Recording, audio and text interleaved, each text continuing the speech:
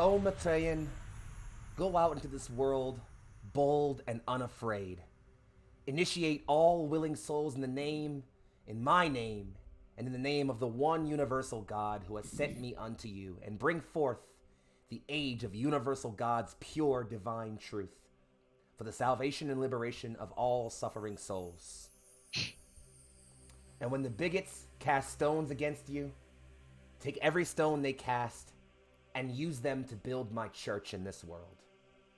And when they seek to oppress you, and when they seek to destroy you, rise and rise again and again, like the phoenix from the ashes, until the lambs have become lions, and the rule of darkness is no more. Attributed to Maitreya, the friend of all souls in the Holy Book of Destiny. Welcome, ladies, gentlemen, and all those in between and beyond that binary of the internet to Neon Lights Roleplay, and more specifically, welcome one last time to the Seven Sons, our 5e homebrew live stream campaign. I am Young Foxxii, and I'll be your host for the duration of the stream, and more importantly, I have 5 devoted soldiers, 5 faithful souls, 5 children of the storm, 5 slayers of gods, here to enter the sands of Zor'aa one last time. Dan, if there's one thing I love about you and the characters you play, it's that while they always tend to play the background, you know, soft-spoken, just more men of action than men of talking, there's always this moment in the campaign where they step up. You know, in Cyberpunk, it was Doc confronting your aunt and speaking up for your family. Here, it was you confronting Tatim. There's always this moment where your characters just step up and take charge, and it's always a beautiful thing to watch. So please, if you don't mind, tell everybody who you are, who you're playing tonight, and so you all can know the question you have for this evening, our last question. What will you take from Zor'aa? Go ahead, Dan, whenever you're ready. Hey there. I am Lan the Dan, and tonight I'm playing Mako Sky, our our Phantom Rogue, Warforged, and gambling opponent of the gods. And if there's one thing I'll take from Zor'aa other than this baby blow whale who won't stop following me around, it is a newfound sense of freedom after as we finish the fight to end this divine game that uses us as the pawns. If all of you have been fighting for anything, it's been freedom this whole time. Remember that as you step forward towards the end. Michelle, I have played so much TTRPG stuff with you over the years, and it's been incredible to watch you grow as a player, as a new GM, as a storyteller, as a creator. It's just been amazing to see the way, whether it's character backstory or session plans or just the in-moment, the moment-to-moment interactions you have. It's been so incredible just to watch the way you've taken this space and made it your own. And I'm so, so proud to have been able to see that. I can't wait to see where you are 3 years from now, you know, when you're on Critical fucking Role or some shit, you know? I can't wait for that. So, if it pleases the court, Michelle, please tell everybody who you are, who you're playing tonight, and what will you take from Zor'aa after this? Hey guys, Michelle. Gotta say beforehand. I play Midstone Quaddle, our Quaddle Folk Wizard. Order of the Scribes. Midstone Quaddle is she, her pronouns today. Please respect that. As for what Mitz will be taking from Zor'aa today, well, besides a really weird chaotic mix of god divinity hood and like god killer hood question mark. Well, she's got an extended family now that she's gonna take care of.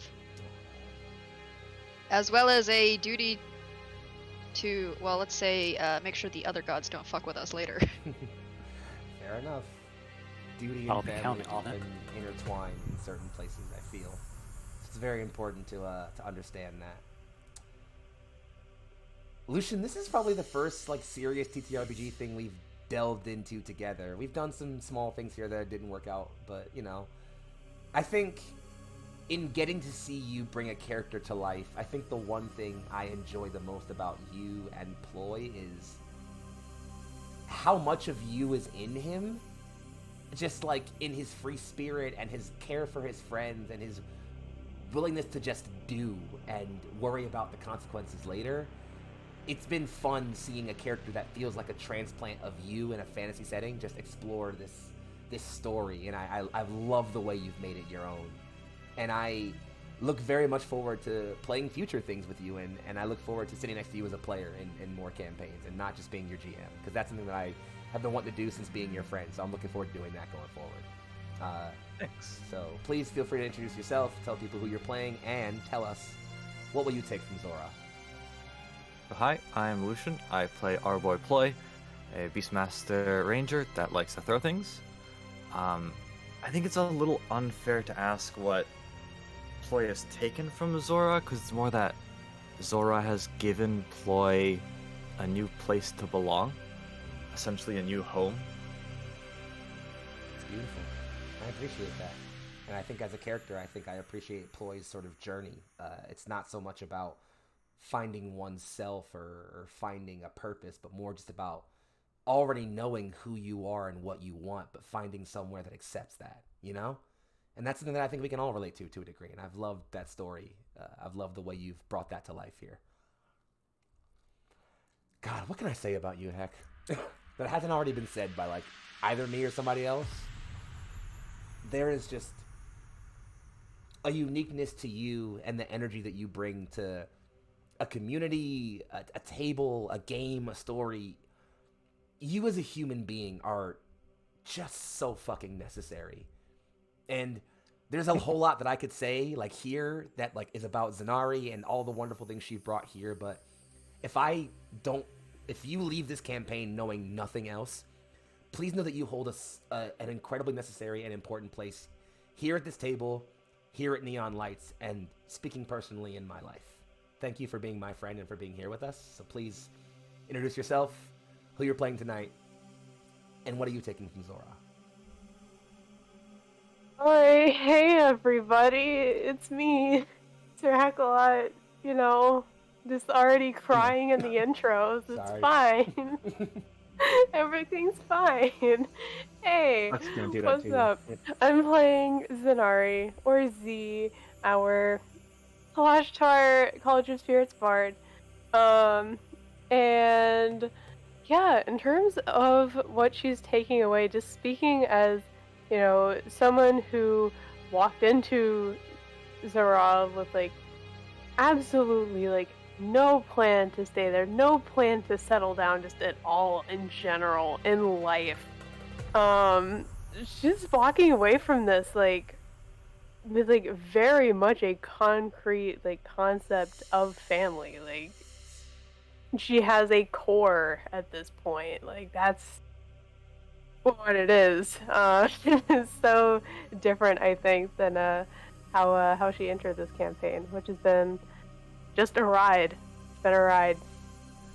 Family's been an overarching theme I didn't expect to see visited so often in this campaign, but I think it just speaks to this table and the bond that I feel we all have as friends, that it just seems to be a story beat we keep hitting. Just the importance of family and of fighting for the ones you call yours, And that's, yeah, I don't know, it's just beautiful to me. I love that a lot. Hi, Purple. We love you. Oh, God. Tate. We've had so many nights of just, bouncing story ideas back and forth off of each other and talking about the universe and just shooting the shit that, despite having only really met you, past year or so, I feel a closeness to you that almost feels awkward sometimes, But I cherish it and appreciate it in the moments it shows itself. Not just in the moments where we're riffing each other in RP and it's flowing so well, but in the times where we can just talk as friends, and I feel like you're someone that gets me, and I appreciate that more than I ever think I've said before. So if allow me a chance to say now that I appreciate your friendship a lot, dude. Honestly. Outside of that, please feel free to take this moment to introduce yourself, who you're playing, and what will you take from Zor'aa? Well, hello Internet, hello Twitch. My name is Tate Washburn, and I am playing Wolf, the Shifter Barbarian, who I would like to think I did a pretty good job of giving him werewolf boyfriend energy throughout this. Second. He's very much like I'm here to save friends. And yeah, I think Wolf's really going to consider that he's taken with him is he's going to head home and he's bringing back joyful news and just a hell of a story. He's going to have to probably get his younger brother who's smarter than him to help him like write it down because Wolf will just like say the things that happen and it won't sound very good.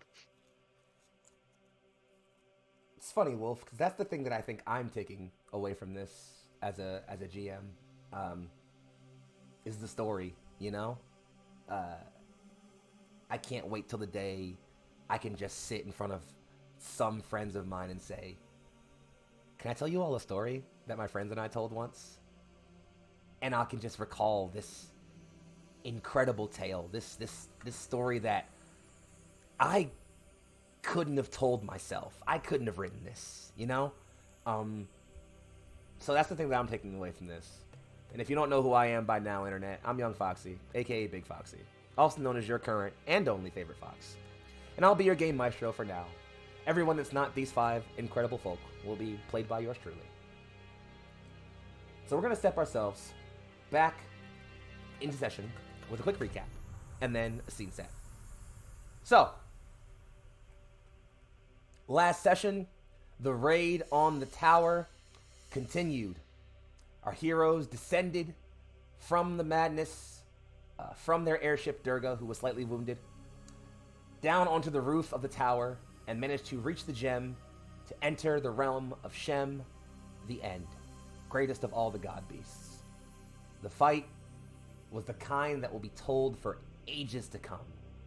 And in the end, our 5 heroes stood victorious. Each and every one of them. God killers now. Not much else was learned, not much more was gained, save more power and a sheer clarity that now there is but one thing left to do. Stop Kali and save all of Zor'aa. We zoom back in on the roof of the tower. The glowing blue gem that transported our heroes towards Shem's realm is still glowing that same blue as it maintains its focus and allows a method for our heroes to step back across the veil. Not too far from it, a battle wages. Kali comes forward, her polearm spinning in circles as she comes about. To the left, she turns away Nakali's greatsword. To the right, she knocks away a few of Joshua's blades. She turns and with the haft of her blade, the orb on the pommel, bashes Joshua across his face. He goes spiraling, but recovers, turning that into a spin and using that to bring his circle of blades around and whipping them into Kali's side. A few of them implant in her armor. She roars at him, but continues her assault. Shavalin's in the back, whipping up magical tendrils of energy. A gust of wind forces Kali backwards about 10 feet. She has to dig her polearm into the cement to stop her resting motion. She skids to a halt just at the edge of the tower, her foot almost going over the edge. She picks up her polearm again, spins it around, roars at them, and the 3 of them face themselves off. Nakali looks battered, bruised, tired. Joshua does not look much better. Both of them offering heaving breaths, facing each other down. Nakali nods once. Joshua turns back, nods to her as well. They get up again, breathing once, and settling themselves back in their stances. Shah summons the last of her energy, preparing herself for some strength. I don't have much left, you two. I hope they get back here soon, Nakali says. Whether they do or not, we make our stand here. Josh just says, man, you always were good at the speeches thing, huh? There's a cut we put ourselves back in a place beyond time and space itself. The realm of the end, where our heroes have rested, meditated on their new strength, and are now preparing themselves to face their final challenge. Darlings, the scene is yours.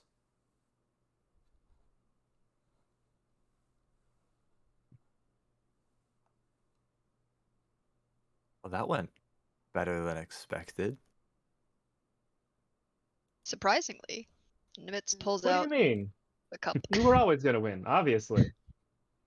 Yeah, it just happened faster than I thought it would. I was can't argue with expecting that. more injuries, if you must ask. Well, we Maybe do more have a of a whole battle of attrition, I suppose. we do have a whole madwoman in heavy armor to deal with when we get back. So if you really feel like you got more fight in you, There is that. Speaking of which, we should Actually, probably. I feel overflowing with energy. Yeah, do we want to head back like now? Because we left some friends back there.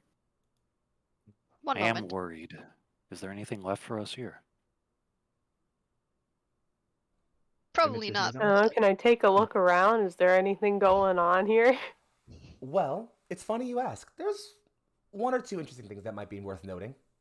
The first, as you're looking out towards the void, is that it's almost like it's strange. You've never seen non-color. It's impossible to perceive normally for our perception.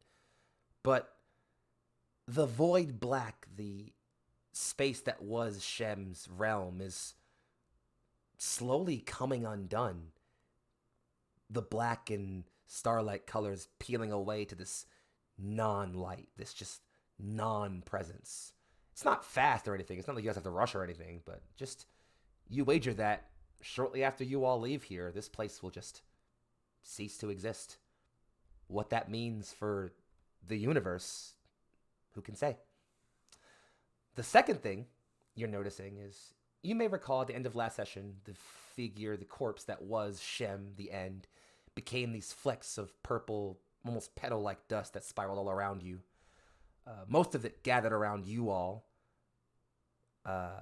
However, a lot of it moved just past you all to a large doorway, which you all can intimately tell connects back to your own reality. You know, if you'd asked me 2 weeks ago, I would have said it's a damn shame there's no javelin to make out of those bones. But you know, I think I'm done making javelins. I think I've had enough. But you're an artisan. I think you'll make more. Yeah, they're pretty darn good. Unless Well, you're just gonna. we'll just have to wait and see.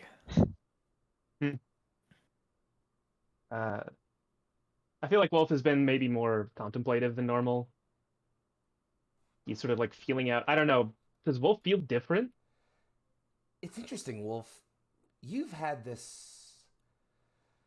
How do I even explain this? This burgeoning at the back of your heart for your whole life. This simmering, almost. You've always felt like a vessel just centimeters from overflowing. But now you just feel full. Complete, maybe. Whole?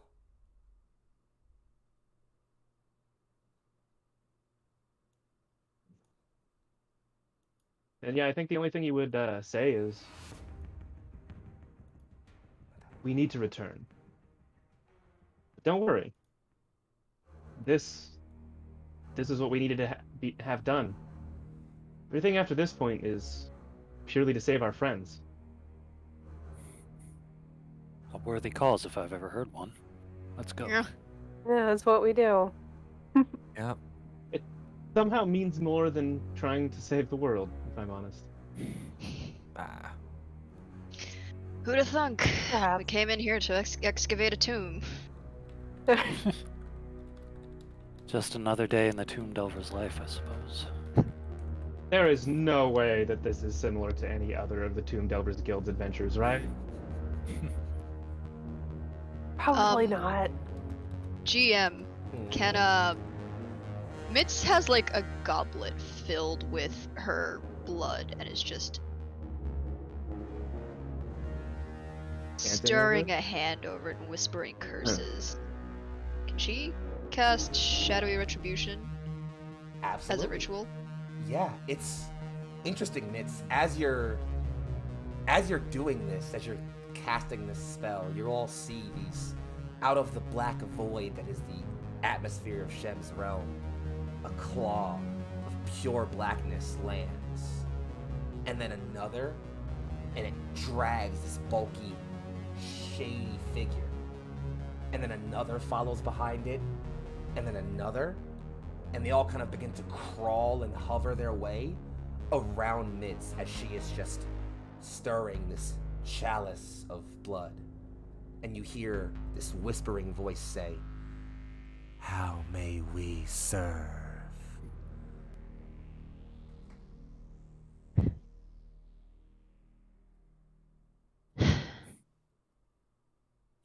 The one called Kali. She's killed many. Should I fall,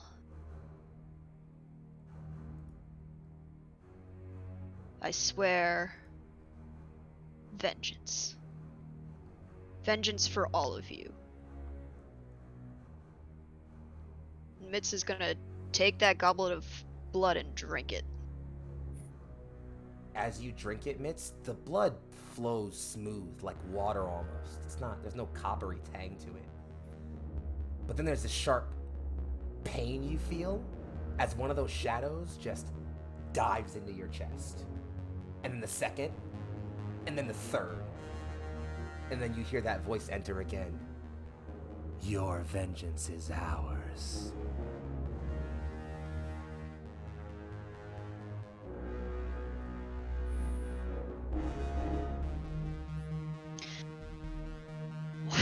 Well, I'm ready. The rest of you? That's a new battle ritual. Haven't seen you do that one before. Yes, he's just kind of looking at the others like, you seeing it? I was like, is it that much weirder than the other magic stuff you do to prepare for a fight? Really? I guess not. Chariots of Fire and the ability to shoot lightning out of your fingertips are any different than just- Shadow Monsters? I don't know. I don't know, have a just sense of scale it's here. just it was a little dark. It's just a little dark in comparison to the other things that we've seen. But Yeah, okay. Well, I mean, it's necromancy, and, it felt appropriate. We are in Zor'aa. And, well, if we fall, might as well give some of these souls a chance at their own vengeance, right? like that. Right. Wolf's gonna sort of face the door and is like, shall we? Yeah. Let's go. Yeah. Just believe we before shall. just before walking through, he's just going to hold her hand out to whatever stars are still there that haven't been torn down yet, and say, "Come along. I think tale isn't over for some of you," and she's going to cast Crown of Stars. Oh shit. This is so fun. As they each fall along her hair and along her braid,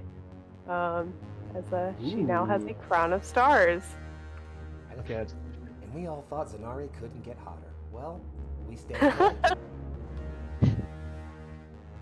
We stand a starry queen. Any case. Yes, you all now watch as while Mitz has gathered shadow monsters into her presence, Zanari is now bedecked in a crown of stars.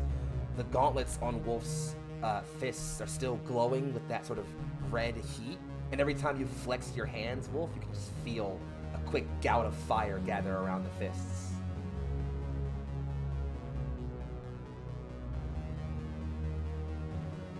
Ploy, you might notice that those shadowy skeletal lizard folk hunters that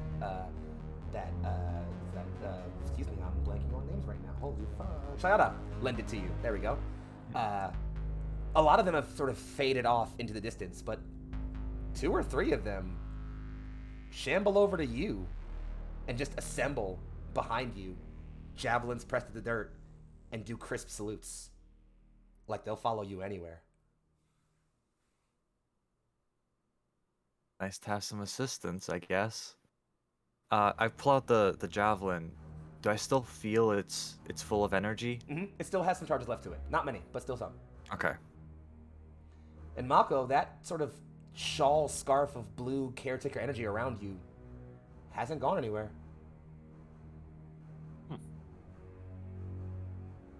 I guess I should start getting used to this. Well then, adventurers. Does it do anything? Maybe we'll find out. I know. How exciting. Well then, adventurers, I suppose I have only one question to ask. Are you ready? Yeah. Yeah. Time to go. As will ever be. You step yourselves through the portal, the light blinding you for only a second, and you emerge to a scene of absolute bedlam. Kali is atop a high platform on the top of the tower. Nakali is battling back and forth with her.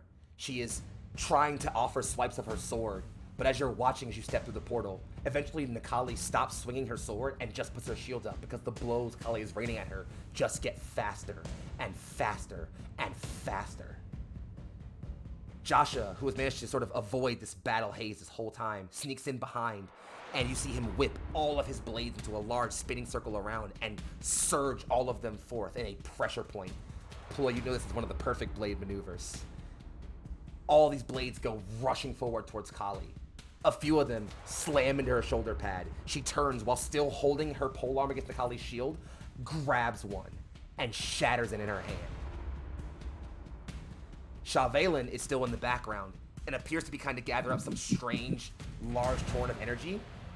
Not Nakali. Kali locks eyes with her, kicks Nakali's shield hard enough to send her sprawling back a few feet, spins the polearm, and throws it. And just as you all step through the portal, that polearm has flown through the air and impaled Shah inside of the tower. Her eyes are wide, almost like she hadn't even seen it coming.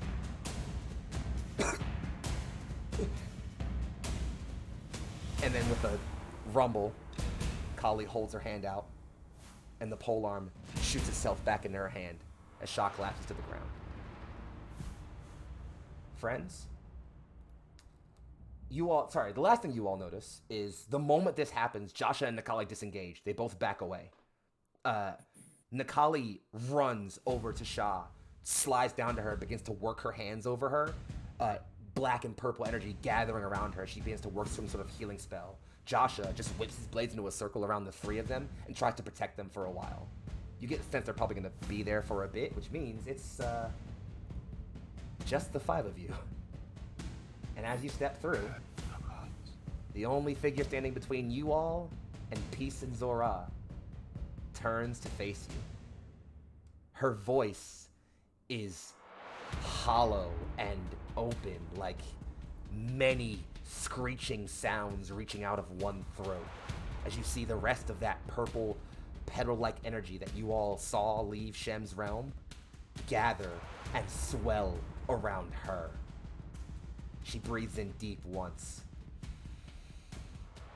So he's dead then. Then it's just you You're all next. and me. I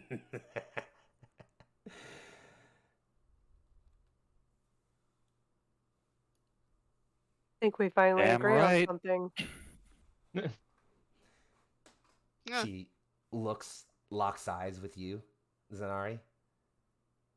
I like that determination on your face. Tell me, girl, are you going to kill me? Might not be me. Might be one of my friends. One of us is.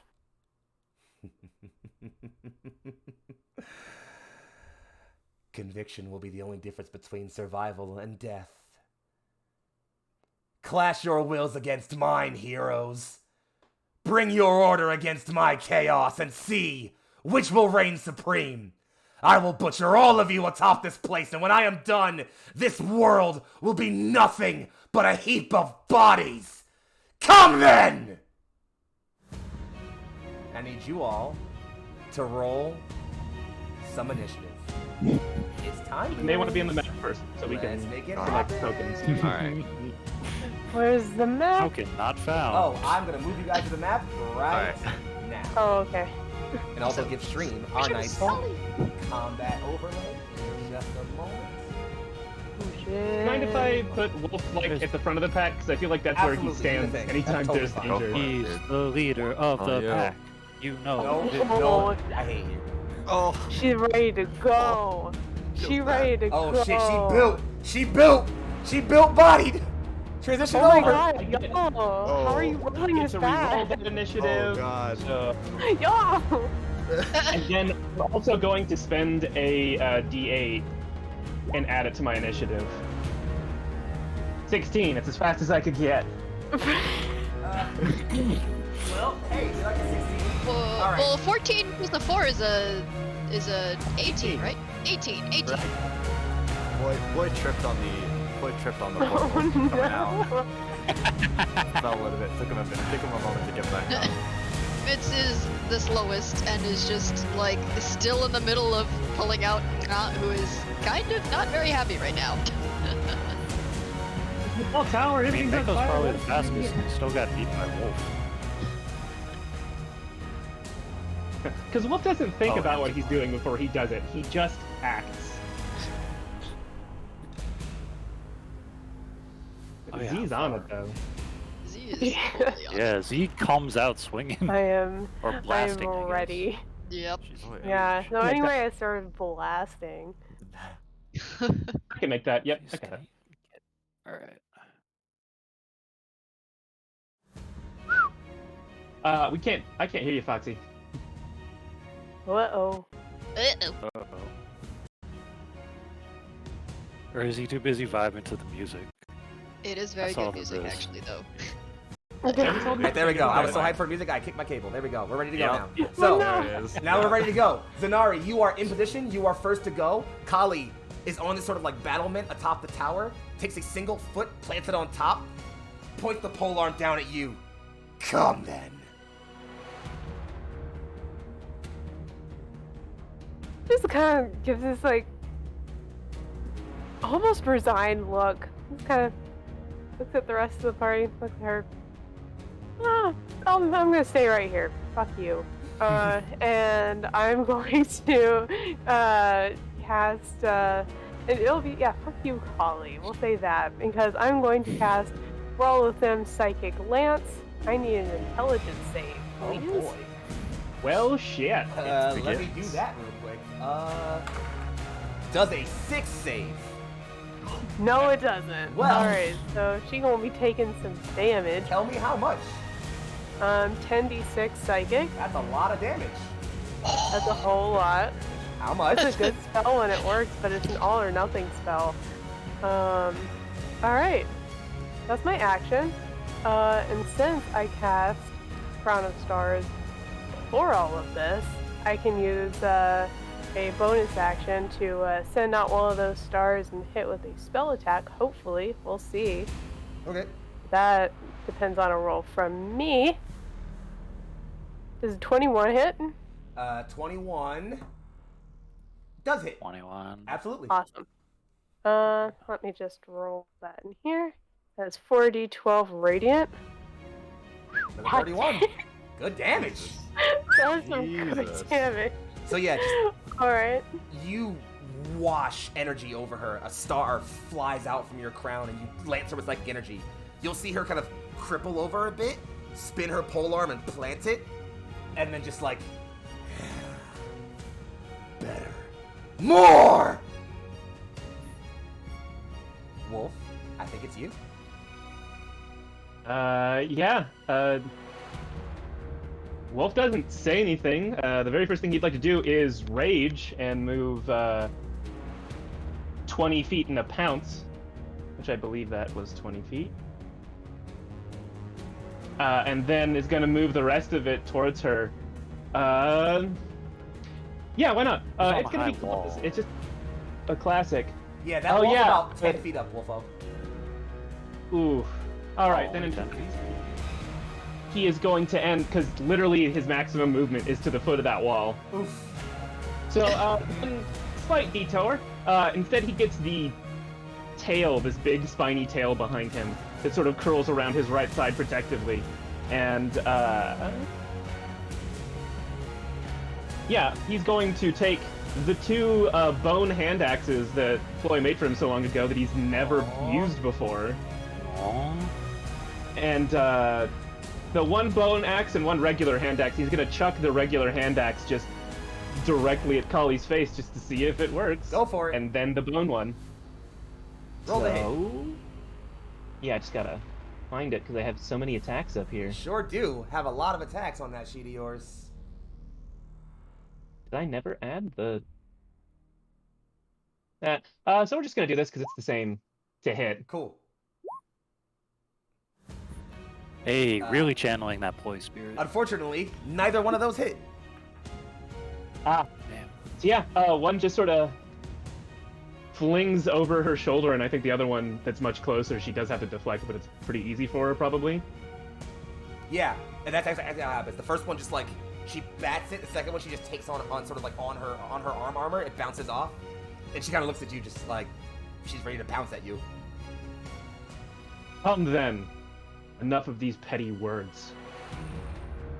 She just offers you the most bloodthirsty smirk, spins her polearm, and as we go over to her turn, she just comes down on you, Wolf, with a flying leap. And is going to start hitting you. Or trying to, at least. How many attacks did she get? She got a couple of those. Cool. So here we go. She's going to reach out with her polearm. She spins it around and reaches out to attack. Well, that is... Wolf, does a 26 hit you? Yeah, you know, I can't even get there with the tail, so I'm not going to use it. Yep, 26 hits. All right, I'm going to roll some damage now. I got to get my dice. I'm sorry, folks. I don't have ready for this. Apparently, I'm not. I'm so sorry, folks. I'm going to be better. Here we go. Coming out right now. Amazing. So that's going to be a 11 slashing damage and 6 necrotic damage to you on the first one. And then she's going to use... Actually, no, she's going to keep doing that. So here comes another attack. Does a... That's a big number. 22. Sorry, 32. Hit you. Yeah, no, Okay, I can't cool. do much about that. Damage, that is 13 slashing and 6 more necrotic. And she's going to do it one more time. That is a crit fail. So only a 13 to hit. Use my reaction. Yeah, it's not gonna happen. Yep. So yeah, so she just comes out with a polearm. The first one just slashes, tries to slash across you. She comes around again, a downward slash. Then she spins the pommel, tries to jab you with that. You just manage to bring your hand in and catch the pommel. And that's gonna go ahead and be her turn. Mako, you're up. All right, Mako's gonna fly right in there, assuming, or as far as he can fly. As far 'cause as he in doesn't there as have he that can get. speed. Yeah. I believe that's up here. But for the sake of theatrics, I am gonna be airborne. Okay. And I am gonna take a shot at Kali with my crossbow. Ooh, go ahead, have fun. Have fun. You ready your crossbow to fire it? Does a 28 hit? It absolutely does. All right. And Because then, yeah. So that's 7 damage from the crossbow, and Uh-huh. then I will roll sneak attack. Do it. Minus 16 again? Minus 16? All right. Yep. Yeah, you guys just shoot. As the crossbow bolt comes, she's still dueling Wolf. She just brings one arm up and just the crossbow just digs into the van brace. It definitely went through the armor into her flesh. She does not seem like she gives a fuck. All Alright. And I have got one more attack, because I have 2 attacks now. Do it! So I'll take another shot with the crossbow. Does 15 hit? 15 does not hit. The second one, she just like, again, brings her polearm up, spins it over her head, and just bats away, and she goes back to dueling with Wolf some more. Looks up at you. Come closer, metal one. Let me crack you open. You'll get your turn, don't worry. Nix, I believe that brings it to you. All right. Well, the first thing Mitz is gonna do is call down a blazing chariot.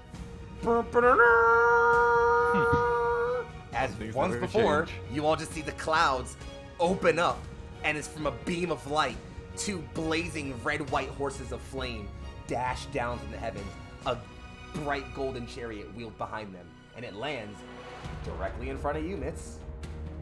Nice.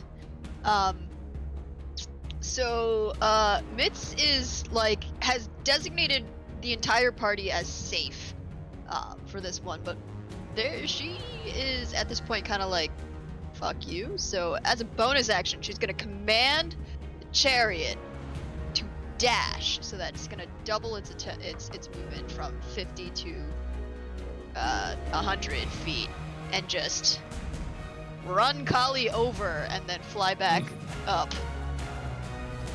Yeah, alright, well that works perfectly fine. So you get, what, it's 70 feet to get there total? It's 70 feet to get there total, you and have then 100 like feet, so you get 30. Yeah, so you can get 30 and move away. yeah. So I'll just dash forward, run her over, and then go back, 30 Yeah. feet. Yeah, go ahead and roll damage as you do that, because as she's dueling with He hit Wolf, you, the Wolf, manslaughter. your bulk is just obscuring Mitz's form. You can feel that heat coming up on you, but you're just like college just 2 in the moment. Just at the last second, you just sidestep and just, boom, bowls her right over. So that's 13 fire and 12 radiant damage. Oof. Minus 13, minus 12. All right, yeah, so you bowl her over and then just slide away. She comes up looking for you angrily and is just so upset that you ran away. Cowardly sorcerer. Like, I'm squishy. It's not cowardly. It's called being smart.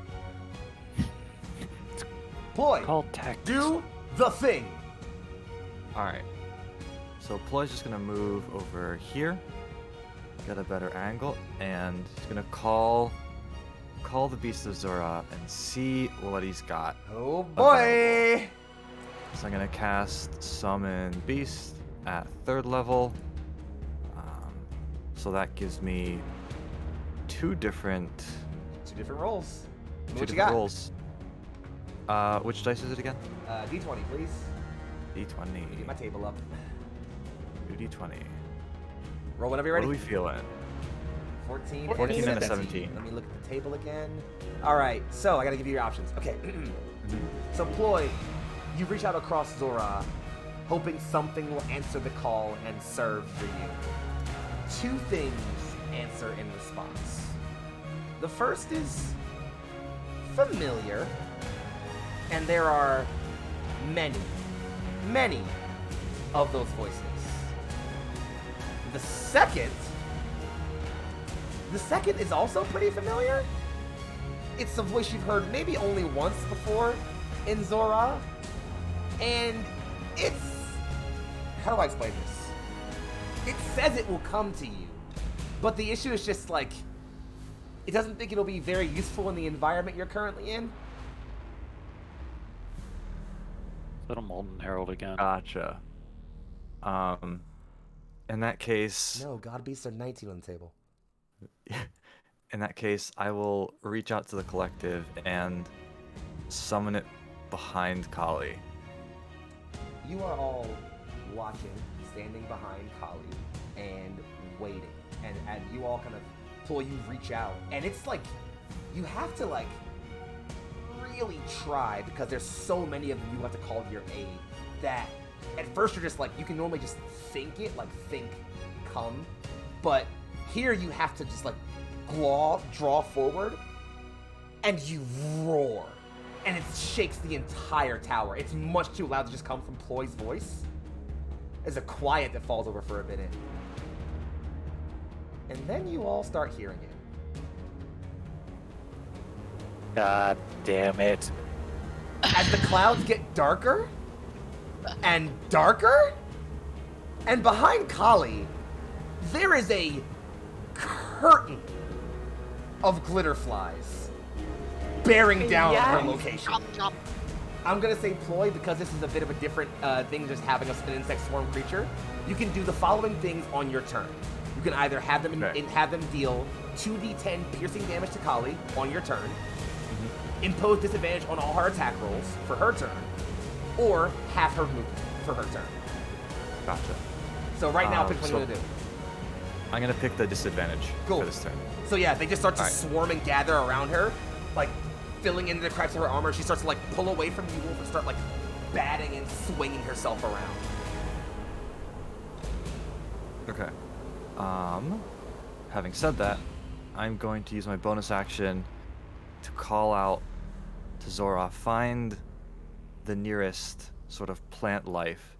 I'm gonna cast Guardian of Nature. I'm gonna choose Great Tree. All right. I'm gonna find a token for that at some point. So, So It's a very good spell. you watch as Ploy's scales start to turn a more brown color. Normally he's a more red, but he starts to turn more reddish brown. Those scales look like bark now. You see he grows little twigs on his head. And yeah, I am now part tree. he's a tree lizard. Yeah, you can all sort of also notice like a few of these glitter flies as they're all swarming around Kali. Any of them that get too close to Ploy just kind of become docile, just kind of flit around him a little bit. Almost kind of giving this like twinkly aura around him, almost. As Ploy, you become just this serene guardian of nature. Is there anything else for you? Nope. Zanari, before you go, Kali is furious as all of this is happening, and she does not like big jumps personally. But she seems excited to have a good fight. She takes her polearm, brings it back, spins it, and it's almost like you all don't see her arm move. She just cuts. And then I'm gonna need, let's see, what's the range? It's a 60-foot cone. So I'm gonna need. Oh god. Come on. Yep. It's everybody. Everybody, Dex saves! Ah, I was so close. Oh, sorry, Dex or Con save, either one. I'm gonna choose that. I'm gonna take That this. dex That's such save. a hard choice for Wolf. That is Ah. a very hard choice.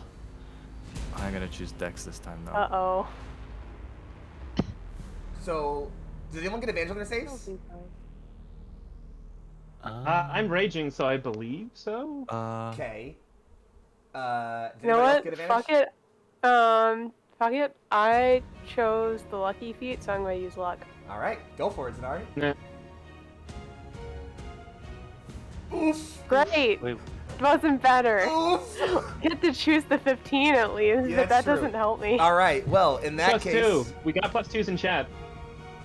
I don't think that's You gonna got 2 help. plus 2s. yep, you have to I put in chat.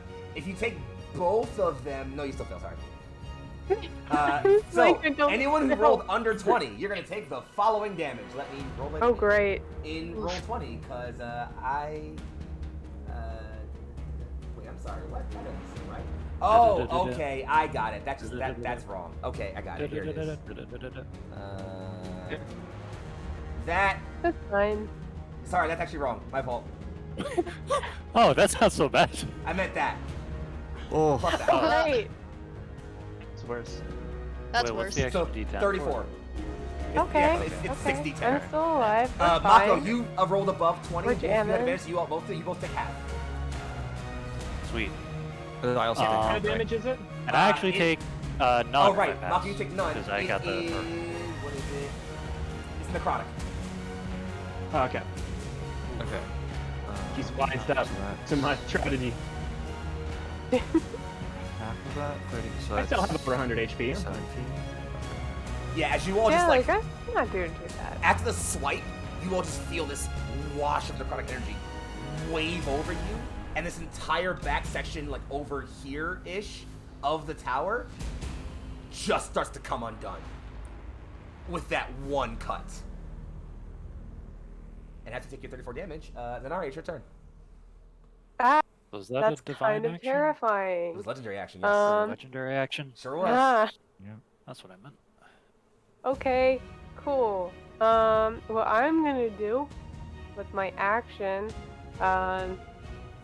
much like the very first episode where we all had gone into the tomb and she cast the spell for the very first time, she's just going to, again, start just like filling this like cacophonous role of Draconic, basically, and cast Bane on her, so I need a charisma save. Oh no, not a charisma save. It might fail you to know that Kali is not very charismatic. However, does a But she- 19 save. For me. Yeah, 19 save. Well, What do you alright mean? then. Hey, listen, I don't Alright, know, well, maybe your spell fine. stays super high. Alright, well, I still have my bonus action, so I'm gonna send another star in her direction. Do So that let me star just thing. Roll that and see what happens. 21 Another hits. 21, so we know that'll hit. There you go. So let me do another 40-12. So much fucking Ooh, damage. let's go. Let's go. Like, the That's star- a 7th level spell. So. The star comes out and just singes across her face. And you can, like Wolf, you can hear skin sizzle for a second. And she comes out having this scar over her face and just graze it all up. Doesn't seem like she's Alright. horribly hurt, but she's definitely not happy. Yeah, and you know, I'm just gonna like move back like 10 feet. Don't worry, she's about to get moved too. We'll see how this goes, but Okay. Big Wolf! alright, so I'm going to, as a bonus action, do my shifter's shift thing, so I always forget the dice. So I get some health back and a bonus to AC. There you go.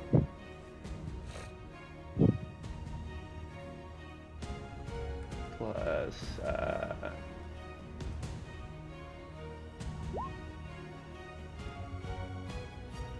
oh, I didn't actually add that, but that's fine. Plus 8 is 10. Yep. So what's your AC right now?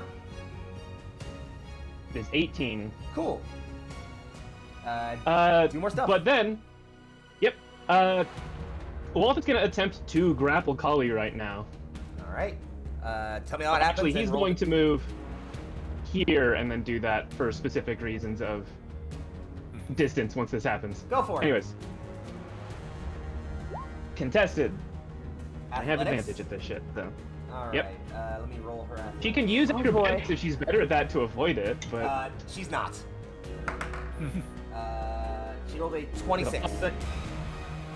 Damn, alright. Well, if that is the case, then,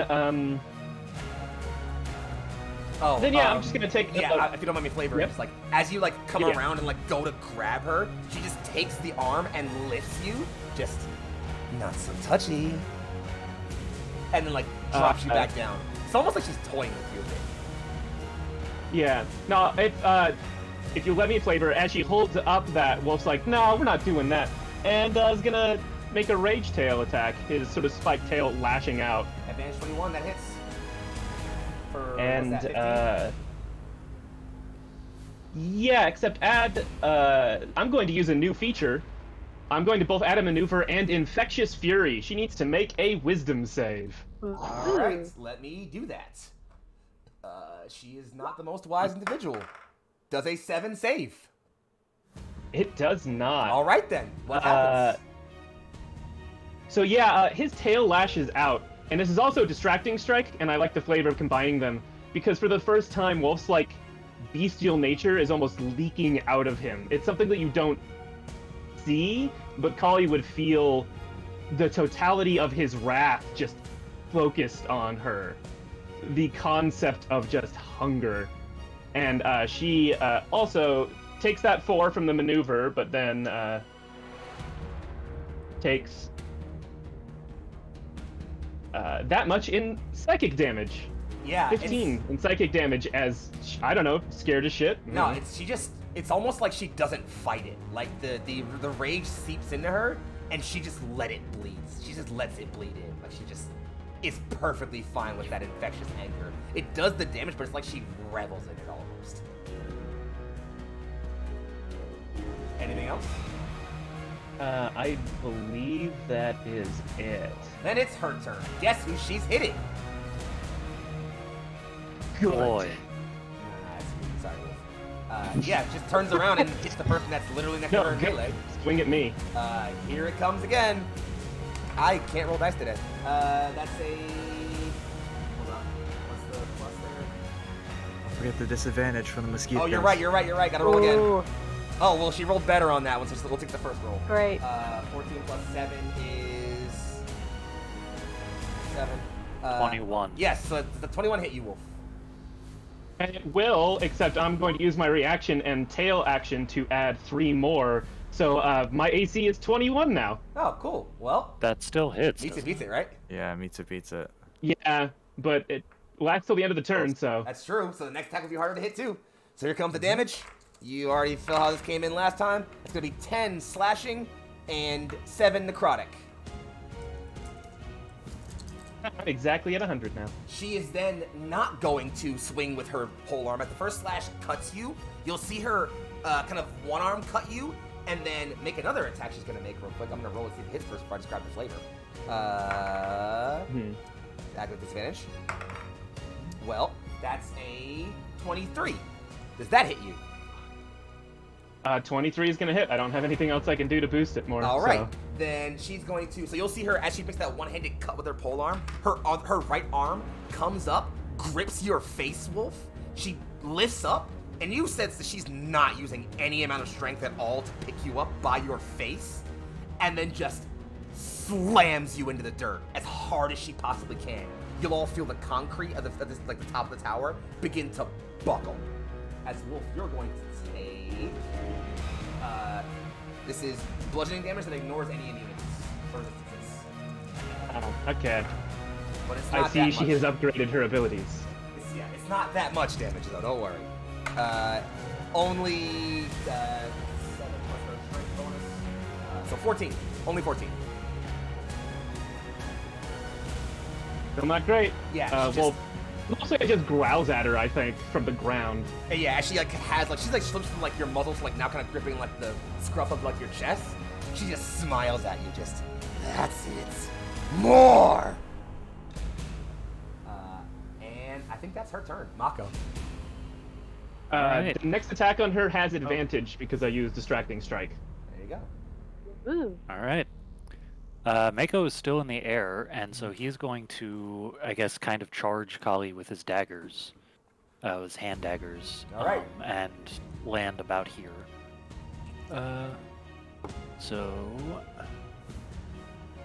And I have advantage on this one? You sure do. Right. Come on. Both 23. gonna hit either way. All right. Nice. That's Time 11. for the sneak attack. That's 11. Yeah, you Mako, she has Wolf pinned. You come into her side and just jam that dagger into her side. It goes right through a chink in her armor. She growls, turns and just glares murder at you. The second one is a fucking crit for another. And as she turns to growl at you, you just lash out and cut straight across her face. It blinds out one of her eyes. She just spits blood on the ground and roars at you. She takes another 25 damage. Yeah. Yeah. And yeah, she's starting Although to look a can little sneak worn attacks, down, guys. Wolf, you can sense a slight bit of slowing in her movement. All right. I'm Technically, gonna double attack because I can. So one more dagger strike. Wait, you have a Wait. third one? that second one was the sneak Right. attack. It should have only Oh, been right. 22 I get- damage for the one attack. Yeah. Okay, got it. So another 8? Uh, 17's not hit, hit. sorry. 17's Does not 17 hit? No. All right. I am going to use focused aim then, my new ability. There you go. I'll burn 2 key points and add 4 to my attack roll. 17, each next point. So 21 hits. So minus 8. Yes. Yeah, that sticks Minus in. 8. Okay. And- Rogues. Mitch, before you go... Oh wait, I'm not done Oh, yet. no, sorry, go ahead. Oh, he's got more. Because I have a bonus action, and so I can do. And since my daggers are two-handed weapons, and I have 2 of them, I'm going to attempt a two-handed strike. So roll one more time, and if it hits, I don't get. I think that hits. That's a crit. I think. Crit. Think All that right. hits, So he says. subtract 5 from that. So 10. That's not as good as I would hope. Okay. Because I don't get the dex bonus. Right. Okay, that's fair. Well, yeah. So that sticks pretty solidly, I would say. And yeah, she's like as you're just like drilling your daggers into her, she's just like absorbing the injuries on like her arm and side. You can see the blood beginning to leak out of her, and she just does not seem deterred. I got closer. Mm-hmm. Yeah. Mitz, before you go, Kali's going to take a legendary action. If you don't mind. Let's see. I mean, we do mind, but I think that it happens anyways. Yeah. Would she do this? Yeah, she would. So Mako, as you come down on her and see her like damage you a lot, she's going to just step back, and you'll see her leap as high as she possibly can up into the air. She's a good 30, 40 feet up. You can see her spin her polearm a bit and just start to drive straight down on, I'm gonna say, yeah, that would be right. Mitz! All right, she's gonna take damage though. She's That's making a melee fine. attack. I need you to make a dex save though. Oof. I assume this does not proc an attack. It does not. Oh, sorry, no, it does at disadvantage. Okay. I don't think that passes, It but does she's not. gonna take 12 fire and 12 radiant damage. That's 24 damage. Go Right. boop. One more.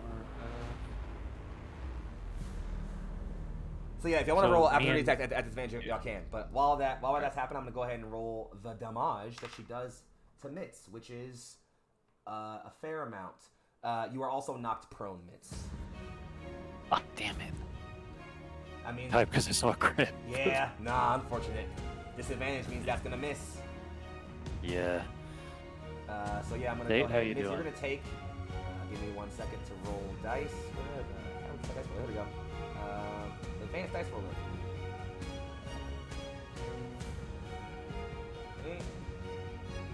Tate, do you get an attack? 22. I already used my reaction to. As piercing hit okay. with your shell, and you are knocked prone. As Kali's lance comes down and pins through your shoulder. Fucker! Running now, little witch!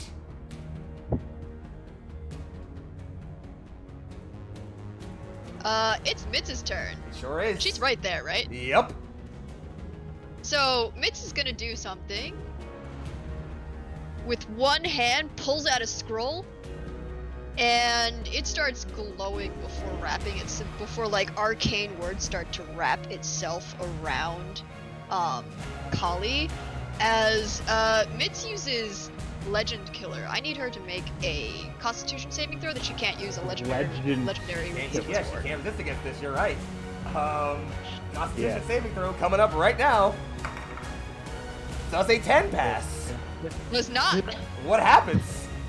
So, Mitz, it helps that like it's that she's right there. So Mitz sort of just like pulls into the life force of Kali. Kali cannot use any legendary actions or reactions. She has to, on her turn, repeat the saving throw, and that will let her regain a legendary action. But until then, she gets none of them. Damn, son. That's Oh actually my really God. fucking good. You get no Holy legendary. I shit. think Mitch just saved all your lives, Loki. Yeah, maybe. Just a little. And for her bonus action, Mhm. She's gonna is going to like buck off Kali and command the chariot, because Mitz is still prone, but the chariot can still move, so the Sure chariot's can. just gonna run her the fuck over. Yep. Move, bitch, get out the way. Mitz, you kick Kali hard enough that she falls off of the chariot, and then you just command it to surge forth, and it just barrels over her. Roll damage. Yeah. 7 fire and 9 radiant, and is going to fly the carriage over to Z. All right. That's it for Mitz. You'll see her just get up off the ground, fire still licking at her armor. She spins her polearm and plants it in the ground, and she just... And you can tell she, like, wants to gather up some internal force inside of her, but can't, because she can't take legendary actions. Yeah. So, yeah, she just kind of looks like she's... I'll kill all of you! Boy, I think it's you, bud. Sure is. So Perfect time for me to change. Oh shit, phase 2? so Ploy, This isn't even feeling, my final form. Ploy now more in tune with the land of Zor'aa than he has ever been before, feels just the rage of the land towards Kali and pulls out both the bloody javelin and one of the mummy javelins from earlier and says, Kali, do you remember these? And just throws them one after another at her. Roll the hit. So there's Yeah, you one. got area effect attacks. Now is the time where there's no one the close other to one. The mummy javelin absolutely hits. The bloody one does not. Okay. As the first one, So- she bats to the side, but is not able to stop the second one. That implants right into her breastplate. I'm also going to use the Piercer feat to reroll that 1d6 that got a 1. Go for it. So that's 6 this time. So We're that's gonna just add 5 of more. that damage. So Yep. rather than being 11, it's 16. Yeah. Minus 16. Alright, and then I'm going to use my bonus action to call the bloody javelin back to me. It warps right back to your hand. And she's kind of like smirking. Tell me, Ploy, am I worthy prey? Hard to say. Zanari, I think it's up to you. Oh boy. Well, cool. Yeah, I'll get on in the chariot. That sounds like a good idea. The chariot skids in front of you, and you and- just step right on in. Yeah, and from the point that I choose, which is going to be like somewhere around here-ish, I am going to cast Mass Cure Wounds. So Ploy, Mako, and Wolf, y'all are going to get some heals. How much is it? It is... I was at full health.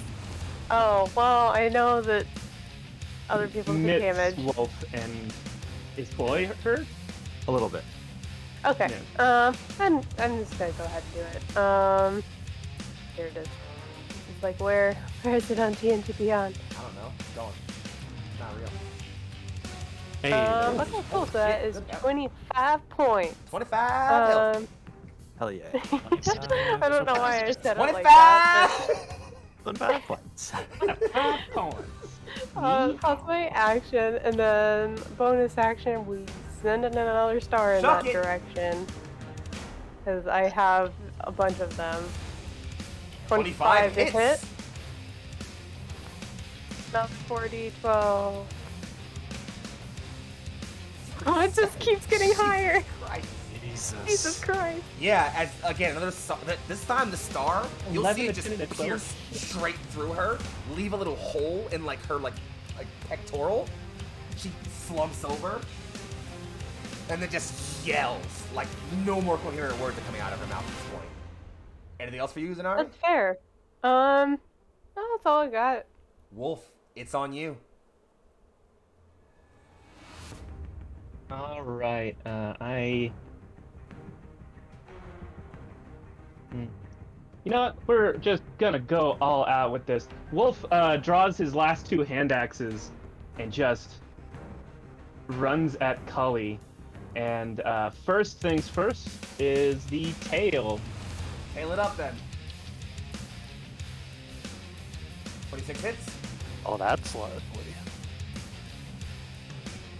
And this is going to be also a distracting strike, so Number 5. Keep it going. what's...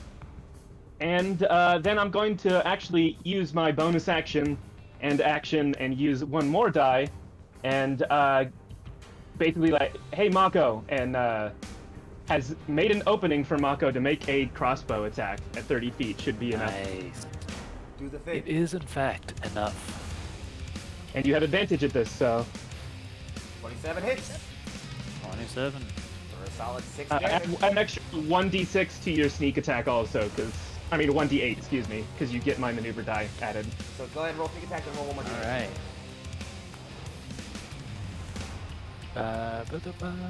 Yeah, roll sneak attack for damage. And then that's going to 15. And then roll one more d8.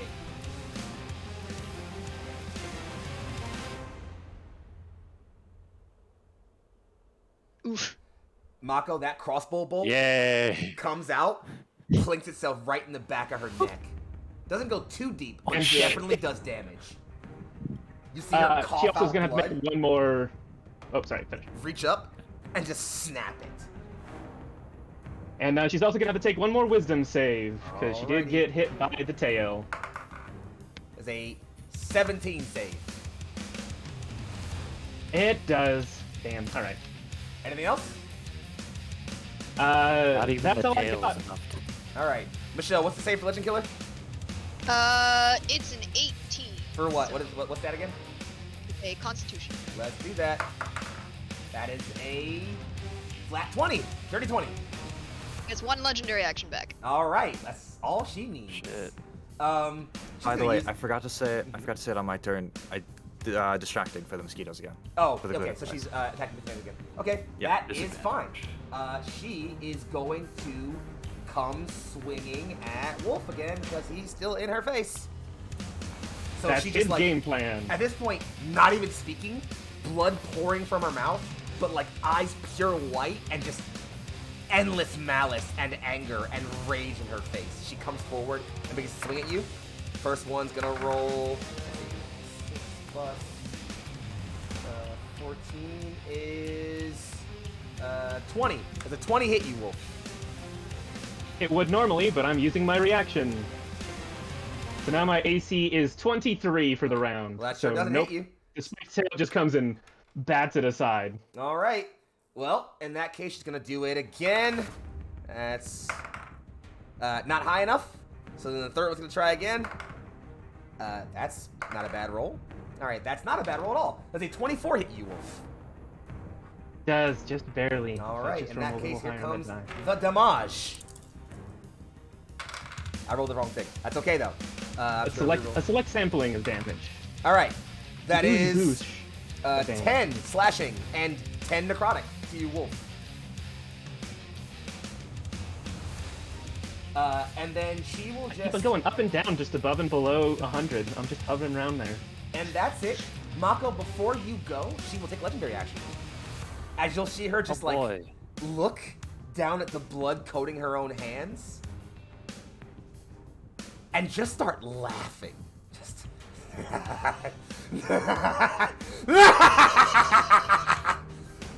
and you'll start seeing that purple energy just whip and roar around her. Wounds start closing on her. And Wolf, as you're kind of still battling against her, you can feel strength being restored to her blows. As she's gonna regain an amount of health, and I'm gonna roll right. Le boo. Okay. Uh-oh. Oh. And that's a legendary action. Mako, you're up. All right. Charge in the air. 'Cause I can fly, so why not? Get a Peter Pan Gonna Assassin's Creed stab her. position myself over here and take a stab. Stabby stab. Go for it. Hey, I like that. Do you have advantage right now? You do. No. Wolf, you said distracting strike, right? Yeah. Yeah, but it's only the next attack which you yeah, so used the next on the attack- commander strike. So no, right. it's just a hit then. That's why I gave that, because I'm like, you gotta hit. So it's I a just hit. used 2 die I'm assuming a resources. 24 still hits, though, Yeah, right? it does. Absolutely. Yeah. Takes away 11. So 11. Okay. Alright. Sneak attack time. Please. For another 22. 22. Oh, man. All right. Alright. Attack it again. Alright, and attacking again. 29 Hey, hits for love 10. it. Love to see it. Alright, and then one more time for two-handed bonus action. Go for it. That does not hit. Damn. Nope. And as you miss I'm with the melee not gonna attack, I'm bother going with to need you aiming that. to take Ah, shit. 10 damage. Bludgeoning damage. 10 damage. As that last Dude, swing yes. comes, she steps back and whirls around with her knee. The knee impacts you. Mako, I actually need you to roll a strength saving throw. Sorry, con right now. Okay, I have advantage on con saving throws. Well, there you go. But I do not have proficiency with them, so Unfortunately, does an 18 is still a fail. pass? Man. So Mako, you're gonna take an additional. So you all watch, and it's like the knee hits Mako, and at first you're like, okay, she just kneed you. And then the moment Mako goes rocketing back a good 30 feet, you all recognize how much concussive force she put into that knee. As Mako, you take an additional 19 bludgeoning damage and fly back 30 feet. Okay, so that Now Mako is hurt. And weirdly, where you might expect some kind of taunt or bluster or insult or something, she just growls. But it's not hard to tell that she is almost kind of flying on instinct right now. It's like she's not fully conscious, she's just instinctively attacking everything around her. Mitz, it's you. It's how Wolf operates usually. Mitz is still prone, but is totally fine with being prone because she's on a fucking chariot. I'll just lay And she's just gonna lay down, and like as she's like on the floor of the chariot, she like searches through like the minds of the various people that she can now connect with, and finds the spell Hold Monster, which she then casts on Kali. I need her to make a Wisdom saving throw. You'll see the wisdom saving throw. You'll see the spell set in, and as it's setting in, you'll just see her like flex her biceps, and it's like the magical hold just shatters. Got it. Yep. What's the magic away? But and like Mitz recoils a bit from the I guess the magic shattering, but uses her bonus action too with Z in it. Yeah, run Kali over with the dash. Do it again. Again. If it when ain't in broke. doubt, What in vehicular doubt? manslaughter. So she needs to take 10 fire and 12 radiant damage. Yeah, so you barrel her over, and she just like falls down, but again, just slowly works herself back up to her feet. It's like, Yeah, and I think we're gonna move back a little bit too. just for context, as you're all looking at Kali, she is now, her armor charred and blackened over with holy fire by now, has a javelin and at least 2 or 3 crossbow bolts sticking in her. The left side of her face is burned. Her right eye is cut open. She's bleeding out of her mouth and just standing there like a tank. It's like nothing you do finally puts her down.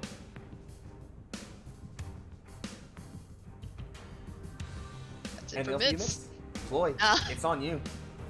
Alright. Ploy's gonna pull out both the Death Touch Javelin and the Javelin of Lightning, look down at them both and say, "These are my finest creations. It's time for you to shine." And speak both words of, whatchamacallit? Power? Speak both of the command words for them, and In- throw them one by one. In Ploy's left arm, a flare of dark black necrotic energy. In his right, a crackle of pure blue lightning. And he throws one and then the other.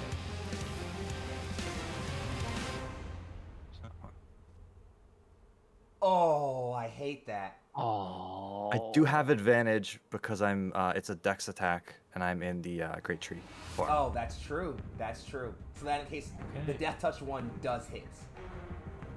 Nice. So yeah, the lightning javelin, it sails out, and she just kind of like sidesteps and just like it crackles past her. But again, she's too focused on that. The Death Touch one glances right into her, and you can feel just like her slowly start to lose her life force. She is definitely not done yet, though. Although I Oh, believe I she can still has to roll make a the- saving throw even though the javelin Yeah, she does. missed. What's the saving throw for that? It's Dex, yeah. I think Yep. she doesn't. I think it's just on a hit. Yeah, because it's excluding you and the target. Oh yeah, yep, yeah. Oh, okay, never mind. How about Okay. for the death touch javelin? Do I need to roll for the charges? How many are you playing? You have 4. Sorry, you have 2. I'm gonna use both then. Okay, then go ahead and roll both 2d8s. Oh Nice. boy! That's worth The it. necrotic energy eats into her, tears at the strength in her limbs, and you see her sag over. Not like this! And she rages. One last surge of energy pouring through her. And she definitely looks like she's close to the edge there. Zanari, she turns to look at you, and completely ignoring the fact she was dealing with Wolf, stares you down, eyes pure white. Not like energy pure white, but pure white and near unconsciousness. And she just starts one after the other walking at you. It's your turn, though. Okay. She isn't gonna budge. She's just going to stare her down, even though, like, on the inside, her heart's probably beating out of her chest. And just say, stop and stay down. And she is going to cast Relevant Psychic Lance again. What's the I save? need an intelligence save. Well, she's got one of these left. You shoot out the lance. You feel it dig through her heart. And you know it gains purchase. And she just keeps stepping. Legendary resistance. Her last one. Hey, alright, well, that's not gonna stop my roll to hit on this bonus Or action. is not. So, I'm so scared. 28 28 to hits. hit. Roll damage.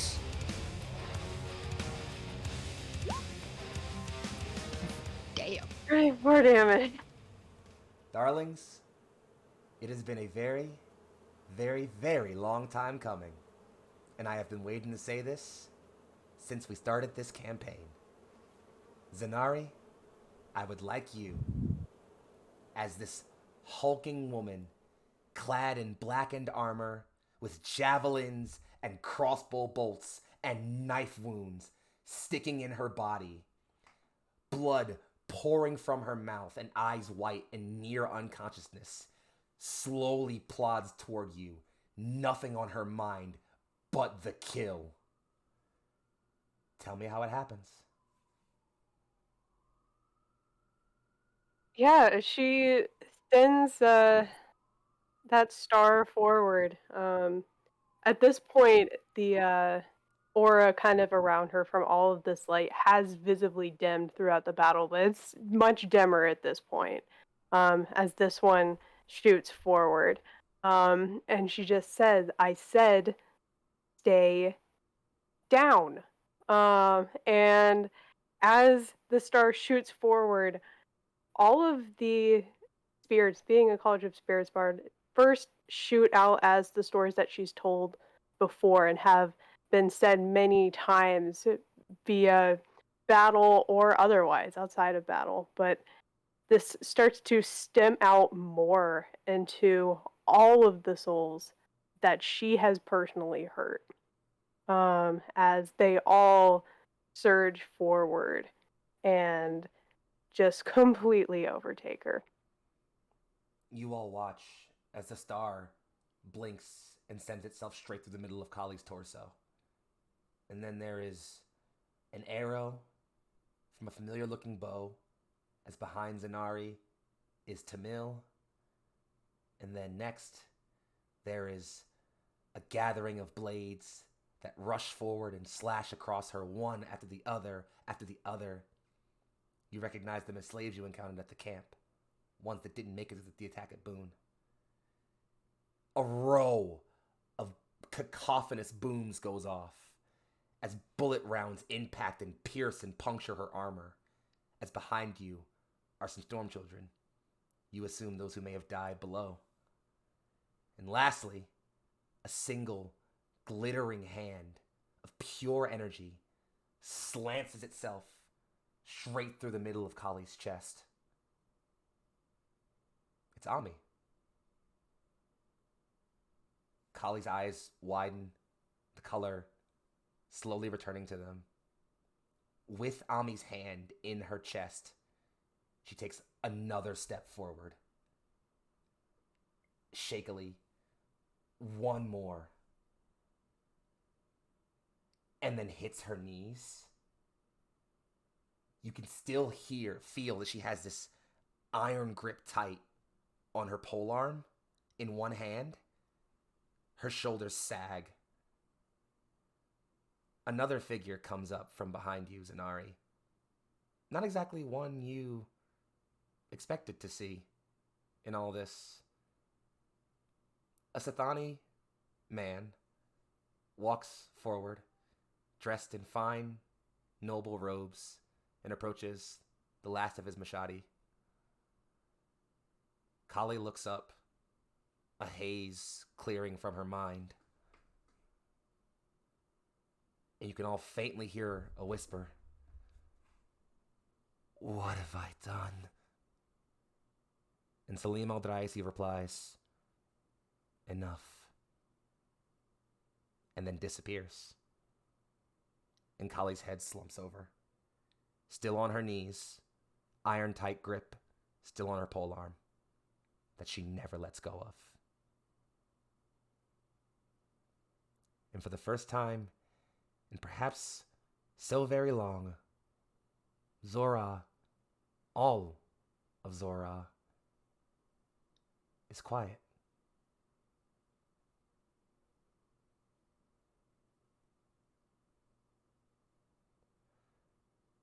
You know what I'm going to do here, guys? Just to make sure we bring this home properly.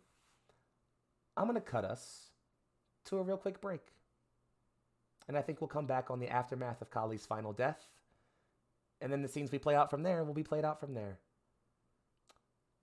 This was a lot of fun. I ain't gonna lie. I had a lot of fun with this combat. We're right here, folks. Don't go anywhere. We're not done yet. Hold tight. We'll be right back in just about 5 or so. 10 total. Grab a drink, a snack if you need to. Hug a loved one close. Talk to a pet if you have to. And I'll see you in just a few. Bye-bye.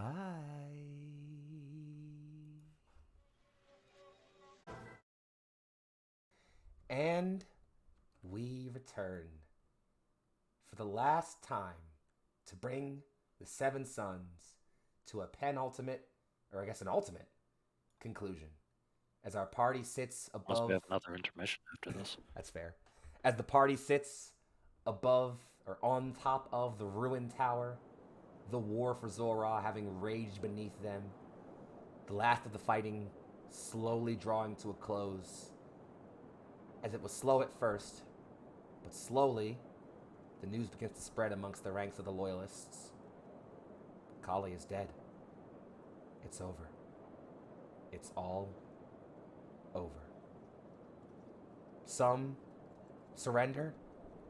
Many flee. Some take their own lives. The scene is chaotic, but slowly order establishes itself.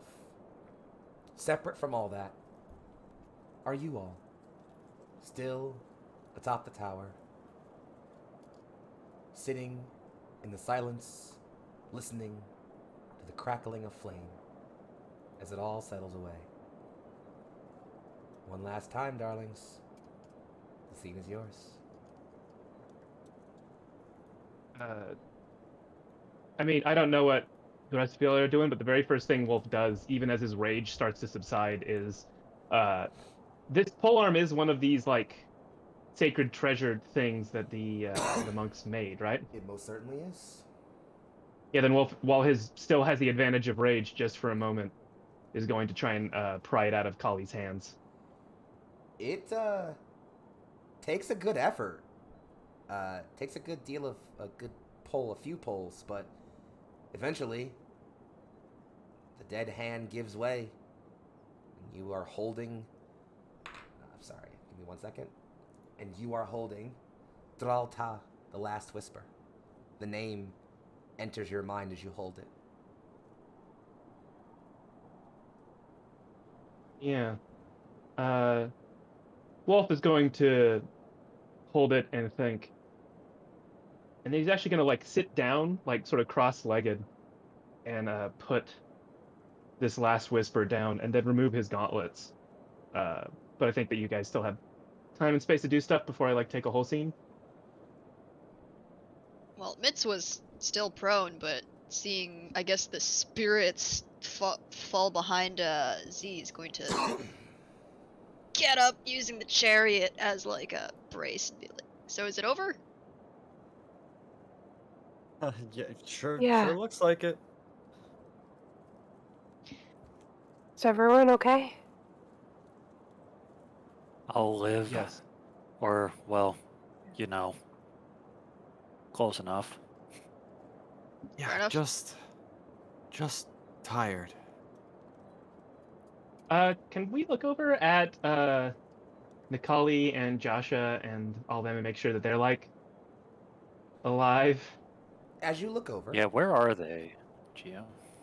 you glance over. They're off to your right in a sort of puddle, a pile, as it is. Uh, as the dust settles, Joshua's blades spin away and gather around him.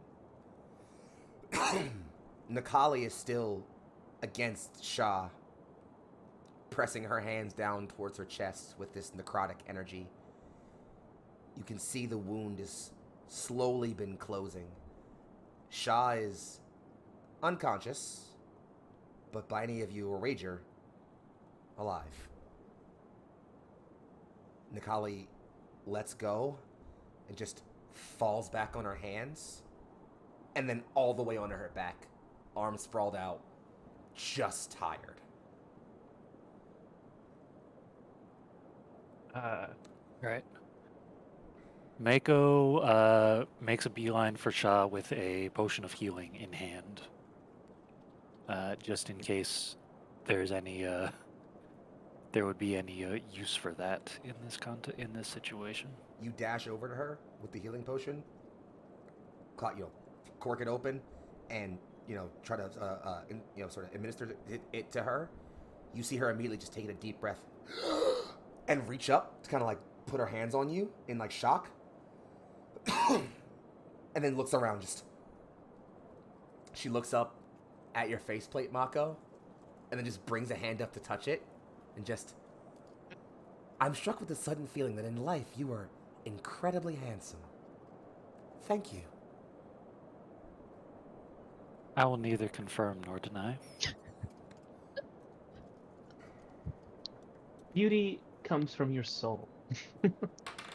I the behold. Is Wolf just Wolf shouting that from like 40 feet away? Doesn't say that. Well, it's a very serious thing to say. This is Tate making a bit. Sorry. That's fine. We love you for it. Always a But man yeah. of mystery. Yeah, Wolf actually is going to hold the gauntlets instead of wearing them, and this spear, and he is going to gesture to Ploy as he walks over towards Joshua, like try and get them together, I guess, to say something. Joshua takes heed, looks over at Nikali. She inclines her head as to imply, like, yeah, sure, it's fine. Well, he kind of wants Nikali to be there. He's trying to get Ploy to follow him. In which case, Oh, yeah, then... To those two. Okay, in that case, that's fine. Sorry, yeah. I guess Ploy and Wolf, you two approach Nikali and Joshua. Nikali is still sprawled out on the ground. Eyes closed, but she's definitely still conscious, just taking very long, deep breaths. Joshua kind of like plops down in a seat next to her, just...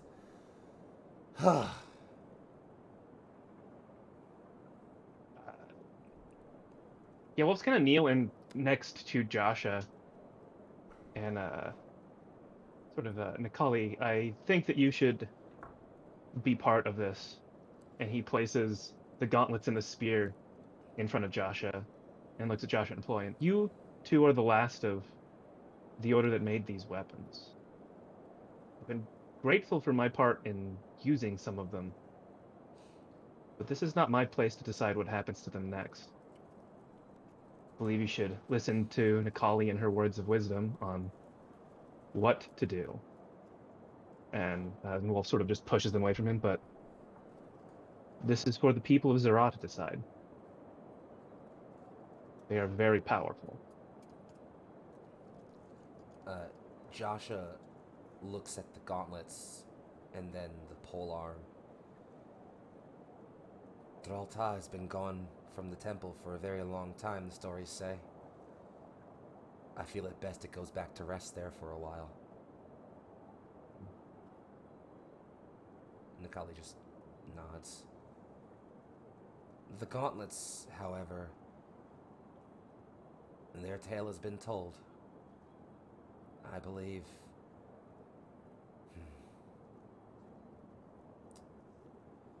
Well, they either go back and rest with the rest of the other relics, or I suppose one of us wears them. He looks at you, Ploy. You want me to wear them? What do you say? Want to be kind of a god? You know? All the cool kids are doing it. I heard that. Seeing what that's done to all my companions, and I like pointedly look over at basically everybody else in the party, I think I'll pass on that. Joshua looks down at the gauntlets and says, "Lot of power, though." Man could Yeah, get it whatever sure he is. wanted And if I he had elbow him in the those. side a little bit. Man could get a lot of things. Probably whatever he wanted if he had those on. Yeah. Oh, Wolf will actually laugh, like this sort of bark, like, "Ha! Joshua, my friend, you don't need these to get whatever it is you want in life." And he just like leans in. It's like, you just gotta want it enough. He Ico, bro. glances over at the woman resting to his left, who has not opened her eyes yet. Just, yeah, I think I figured that out, huh? I think you have. Wolfjack has a big grin, and he almost like stretches his whole arm and back and stands up. And he's like, "Well, I wonder what's next for an prophetic hero." Revolutionary.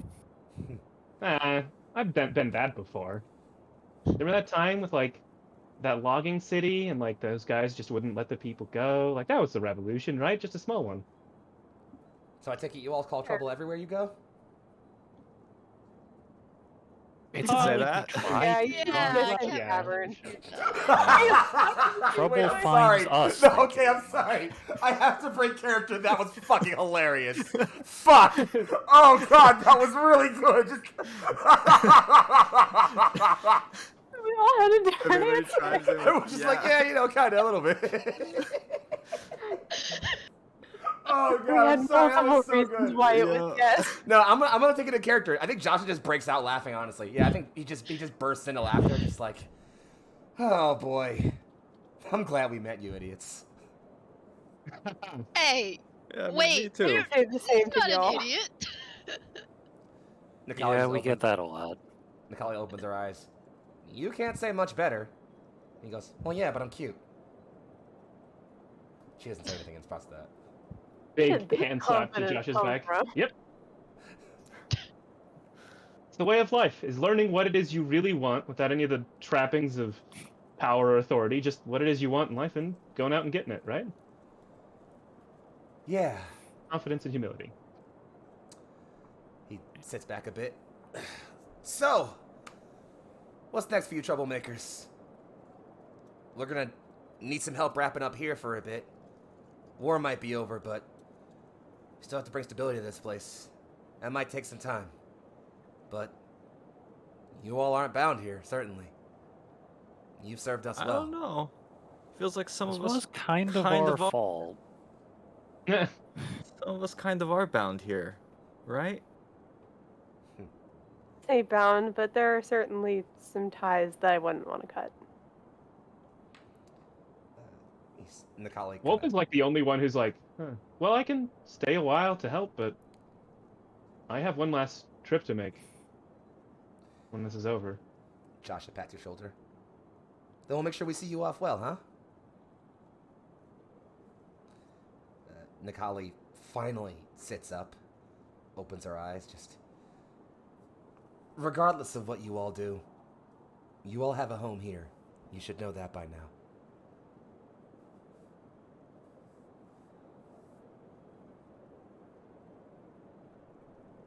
So, Anyone opposed to maybe tearing down this tower?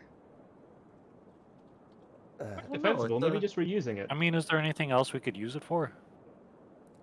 Nikali says, "Well, I'm not opposed to the wanton defend. destruction of one of the only last symbols of oppression here in Zor'aa. I don't think I have the strength to lift a cornerstone, much less bring this whole place down right now." This might be a little Anybody outside say of just my didn't normal weight class. I mean, you'll never know until you try, Wolf. If Mako had a face, he would be hiding a smirk right now. You all We can hear just tell. Let's look at his body language. Like, you all hear a loud, low bleat as out in the distance, as the clouds part, a few bloat whales begin to make their way towards the tower, disgorging some soldiers, some relief forces, medical supplies, putting out fires, and one of them just comes and kind of settles itself off to the left, just outside of the tower, the ramp lowered and nestling against the side. Shaw kind of just hobbles herself up on one elbow and just, "I'm not sure I can make the walk. Someone carry me, please." Wolf will offer a hand. Wolf, is this in your weight class? Wolf will actually offer an arm, like for her to hold on to. He won't like pick Yeah, her up. She grabs the arm firmly. Just, oh my. There's a smirk in that. Wolf doesn't respond, but there's a smirk. Mitz is gonna direct the chariot that Z and Mitz are still on over towards the group. Yes, good. Yeah, Nikali kind of just like shambles herself onto that. Joshua plops himself, kind of like sitting on the edge of it. Nikali moves and rests her head in his lap. And there's enough room for at least, the two of you, Mitz and Zanari, no question. And the rest of you can just, calmly make your way over to the bloat whale.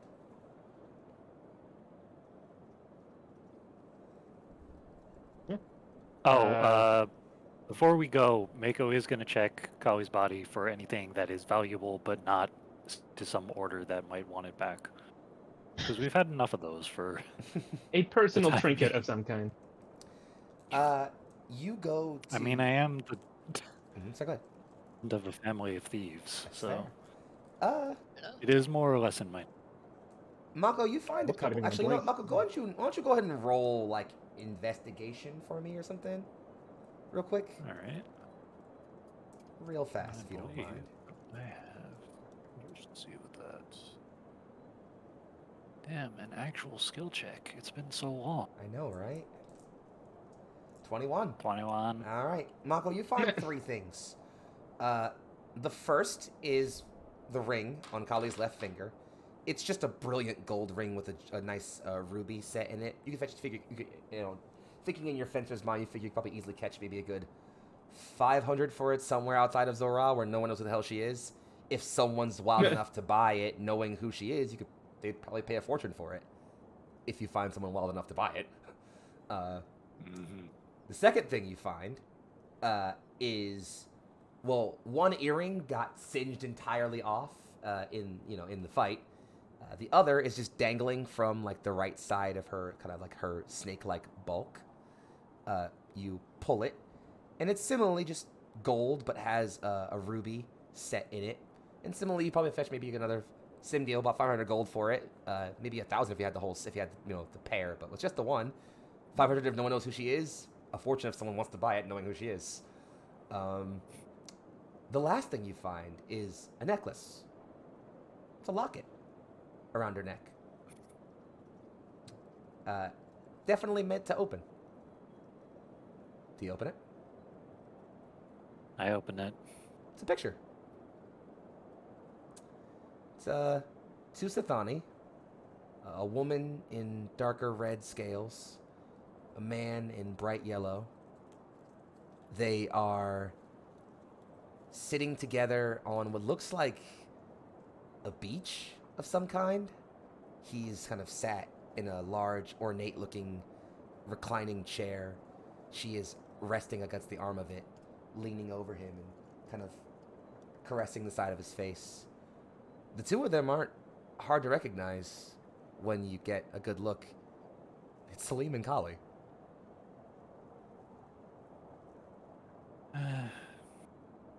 Such a shame.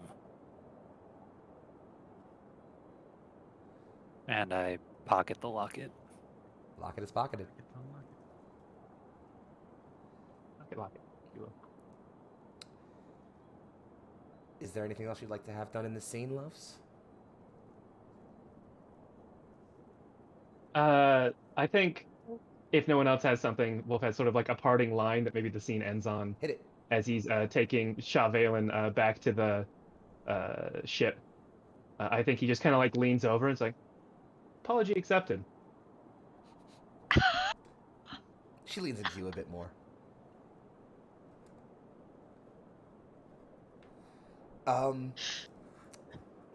Actually, you know what? Nope, retconning that because that's not in character. I think what she actually does, as you say, like, apology accepted, she just kind of like feigns a pout and just says, "And here I was planning on seducing you." Another barking laugh. The thing you'll have to learn about shifters is it doesn't take much for us All to the be more fun. seduced. And I think we'll end that scene there at least. That's a fucking Hex reaction. Oh god, it's so... Oh, that was great. Hello?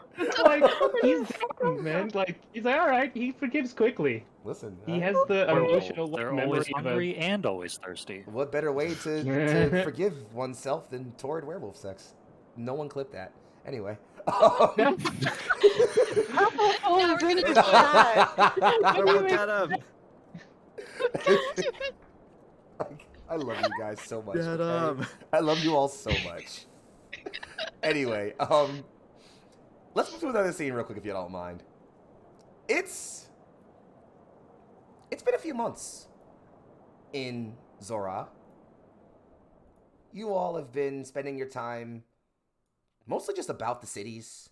Adal is quickly rebuilt, or sorry, Al-Sal is quickly rebuilt after the incident, the attack on it. Boone is not too long after reconstructed, and there is more time you spend recuperating, maybe recovering, learning new things about your newfound powers, or plotting your course. I have exactly one aftermath scene, and I'm going to set the scene, and then I'd like each of you to tell me where you are and what's changed about your character in the, we'll say, 2 months since Kali's death. You all haven't been to Wadal, the Crown of Daggers, in a long time. Not since you first came to Zor'aa, and I imagine the memories you have of it maybe aren't the fondest. But it's strange seeing this city in Empyrean control in the hands of the people you now know were its original owners. It's like an air of freedom is around the place. There's an open city market. The towns are full of travelers and tradesmen and storytellers, adventurers. In the month or so since this has happened, Zor'aa's become an open trade hub. People from all over the world are now starting to travel here, coming to spread their tales and bring goods and take stories and relics all across the world now. It's beautiful, really. Almost as beautiful as what's happening right now. The Palace of the Emir. The last time you were all here, you were in shackles. Now you've freed everyone here. And you are here to celebrate not just that, not just all those you've lost, but to celebrate 2 friends you have made who have decided they want to spend the rest of their short time on this material plane together. Nikali is dressed in the finest silken white gold-lined dress you've ever seen. It trails several feet behind her, glitters in the evening sun. Joshua has maintained his noble robes, though now they are a fine black rather than the white that they were normally. The Alkami crest is still emblazoned on the front of it, but there's a new ring of rose-like petals around it, as if someone new has been added to that family. They sit in front of each other, rehearsing words they've practiced for a long time. Nikali says hers on the spot. She's made up her vows. Joshua rehearses and recites from something he wrote down because he's not that smart. But the sentiment is still there. And they stand there, waiting. And then the tradition that's necessary for Sethani, a prayer is recited. As one, they say the following. To you I offer not my fealty, not my faith, but my love. To you I offer not my heart, not my soul, but myself. To you I offer, from this day forth, everything the world would take from us. We make our own future from here. And they embrace in a long, long hold. And as we pan the camera around, we'll go in, let's go overlay order, why not? Why don't you all tell me one at a time where you are right now, like where you are in this scene. What do you look like? What's changed? What's different about you? Physically, mentally, spiritually, otherwise. And, just those two things. And then I think we'll, settle ourselves out from there. Mako, Sky, the caretaker. Where are you right now in this scene? Well, we got accosted by royal assassins to make this happen, so Mako's definitely going to this wedding. Yeah. And as much as I would love the idea of wearing just like a formal suit over my suit of armor, he's probably going to look more or less like he usually does, unless the glowing shawl is still there. It is, in fact, still there. Oh. He's never faded. Well, then I am looking positively radiant. Although I might wear some kind of robes to cover that up to not distract from the ceremony. Let's pass it over. Midstone Quaddle, Order Keeper, God of Future Knowledge. Where are you? Oh, and I have the baby blow whale on my shoulder. Yeah, he's just hanging out. Yeah, he's just hanging. He's always. Well, Mitz has somehow managed to miss, Z's wedding, so the fuck she is definitely not missing this one. The fuck if I am! Whoops. Yeah, she's a little bit salty sorry. about that one. Just a little bit salty. It was a quickie wedding.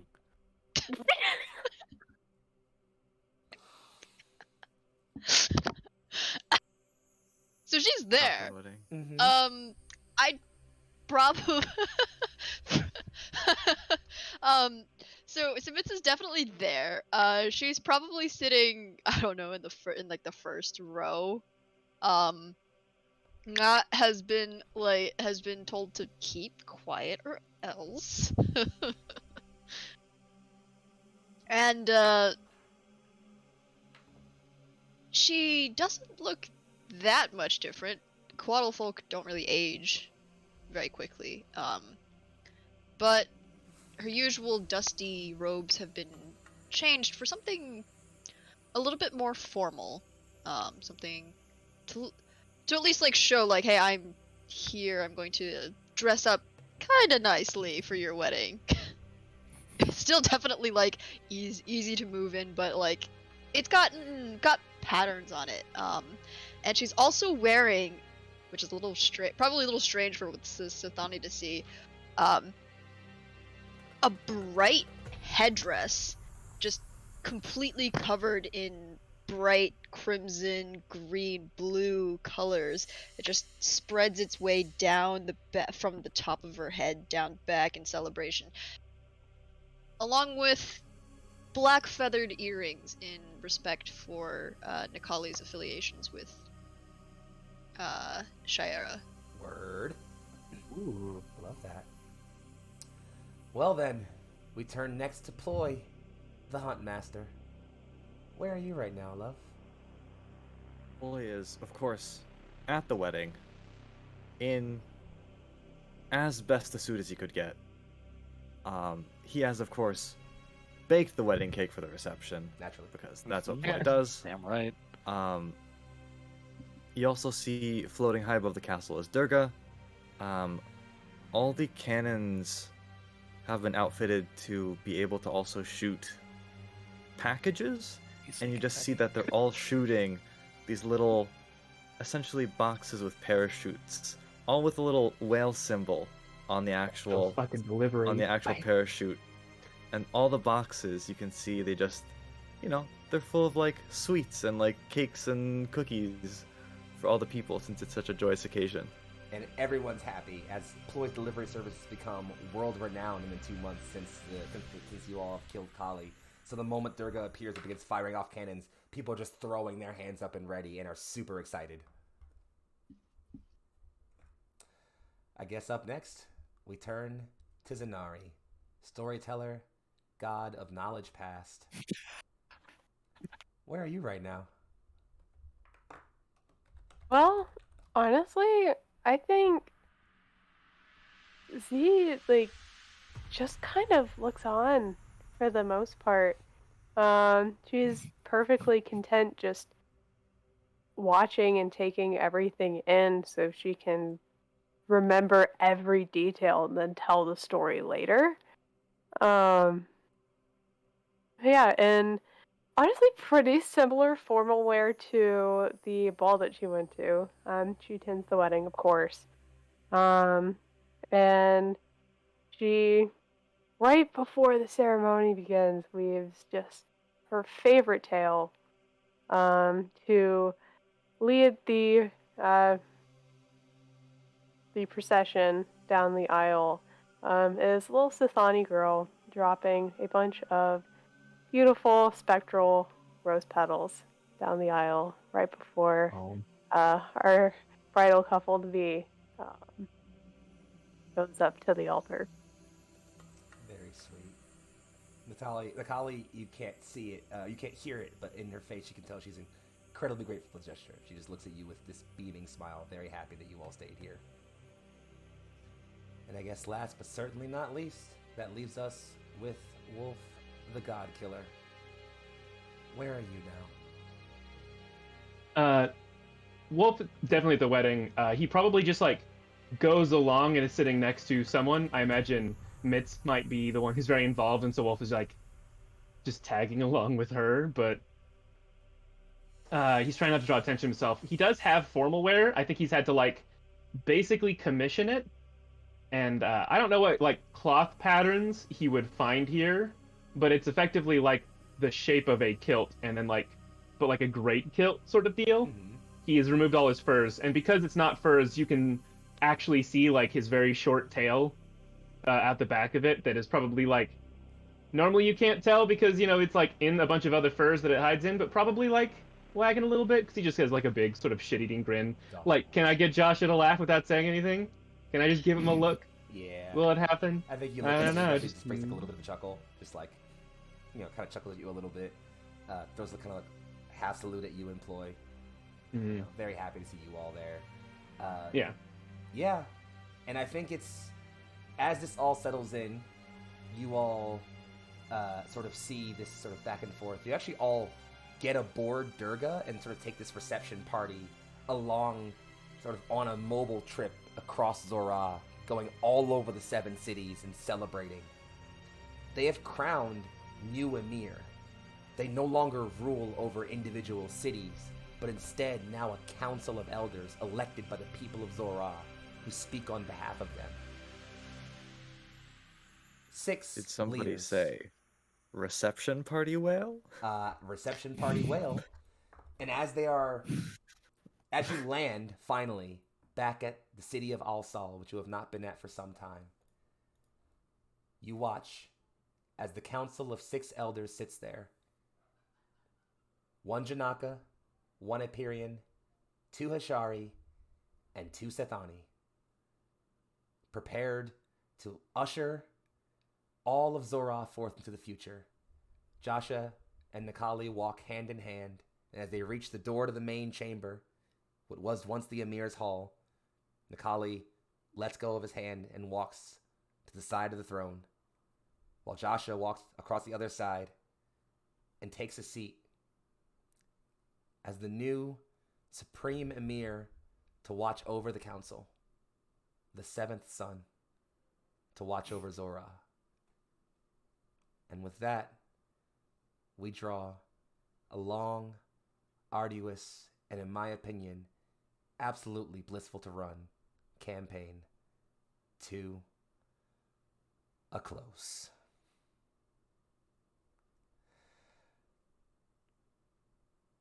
I don't even know what to say at this point. Same.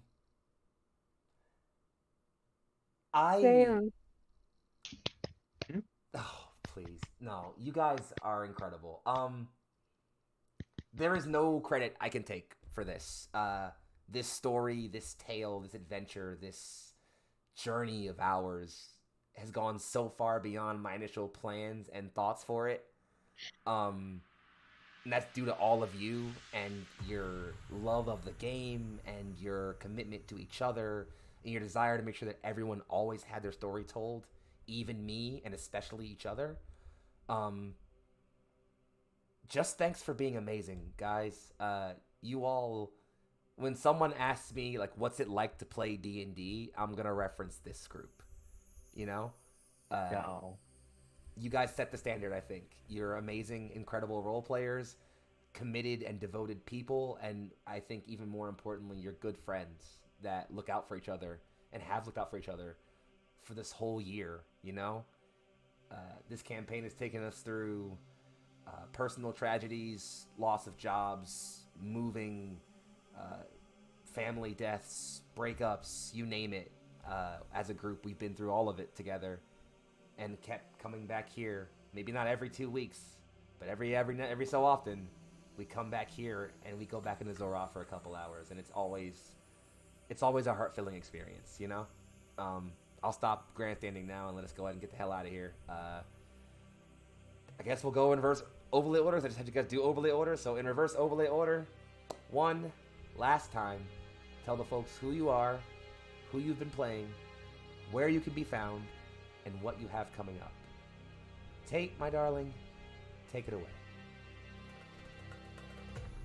Hello Twitch, hello Internet. I've been Tate Washburn, and I've been playing Wolf, the Shifter Beast Barbarian. It was a very fun, sort of crazy build that out of the mechanics came just a good boy. Just a very good boy. Best boy. It's been fun. Yeah, you can find me at kinda_writing on Twitter. I talk about tabletop design and art and nerd stuff. Maybe even some video game things, maybe. But mostly, what you should do is follow this Twitter account at Neon Lights Roleplay on Twitter, because it's where we like announce cool new stuff, and it's also genuinely funnier than anything I put on Twitter. So it's because we got the combined talents of like 3 of us. Yeah, you got some slaps out there in the Twitter sphere, though, bro. I ain't gonna lie. You definitely had some heat out there in the Twitter sphere. I ain't gonna lie. Every once in a while, I come up with something good. But yeah, you can find me starting a new campaign probably in January, just the way things have sort of rolled out. There's gonna be like 4 of the people here in it. It's gonna be good, and we'll be putting more stuff on our Twitter. And then you should also, find us on our Discord. I tend to lurk and comment and try and encourage people to do the same. I'm also part of the Naruto one-shot campaign that we do. I tend to step in with that and, other things that are coming soon, I promise. Mm-hmm. Well, that moves us over to Heck, yes? Yeah. Hey everyone, it's me, Sir Heckalot. I played Z, or Zenari, our lovely disaster lesbian that ended up marrying Death. Disaster lesbian. As it goes. That's so fucking accurate. Holy shit. It's just accurate. It's just accurate. I'm gonna leave it at that. You can find me on all of the social medias at Sir Heckalot. I've been doing some cool like drawing stuff and all of that. So if you're into D&D 5e monster biology, maybe follow me. It's actually some pretty cool shit. Like, speaking as a DM, it's been some pretty cool shit to look at. It's kind of cool. Like I don't know. someone who is into veterinary anatomy, it's a whole thing.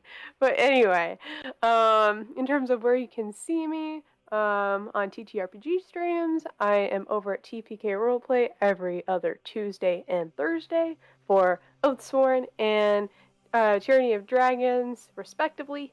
I have a bunch of stuff coming up for next year, including the new series that Tate has already mentioned, as well as a upcoming podcast I am partnering with Tynes Dungeon. So cool stuff, and there's only going to be more. There's only going to be more projects. So let's see what the future holds. It's only But yeah, that's about it. Let's keep on keeping on.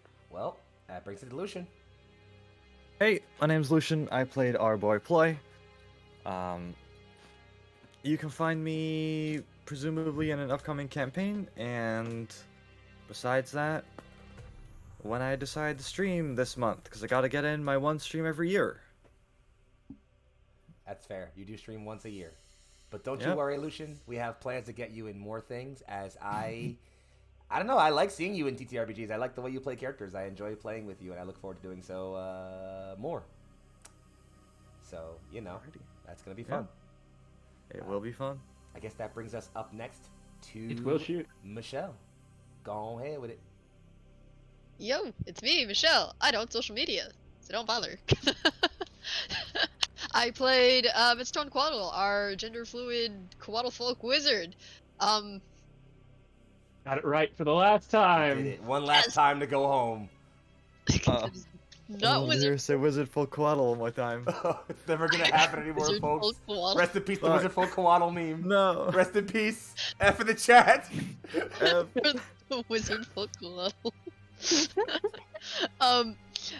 You can find me here again for After the End with Foxxii, and also in Tate's new campaign.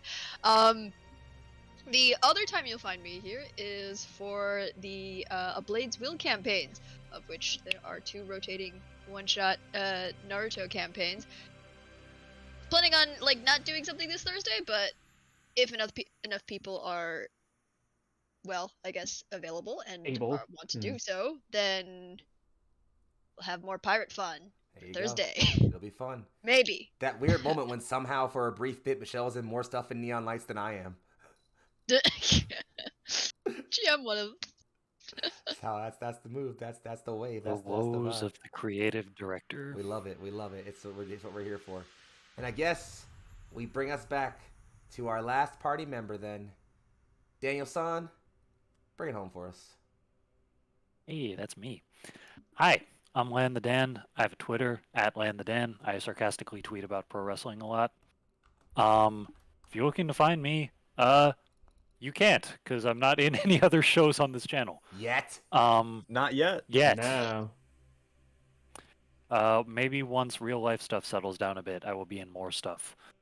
But Okay. I am always down to hang out on our Discord, which I think has been linked already. Yep. And yeah, love a good meme or 2 on the Discord. Go join our Discord.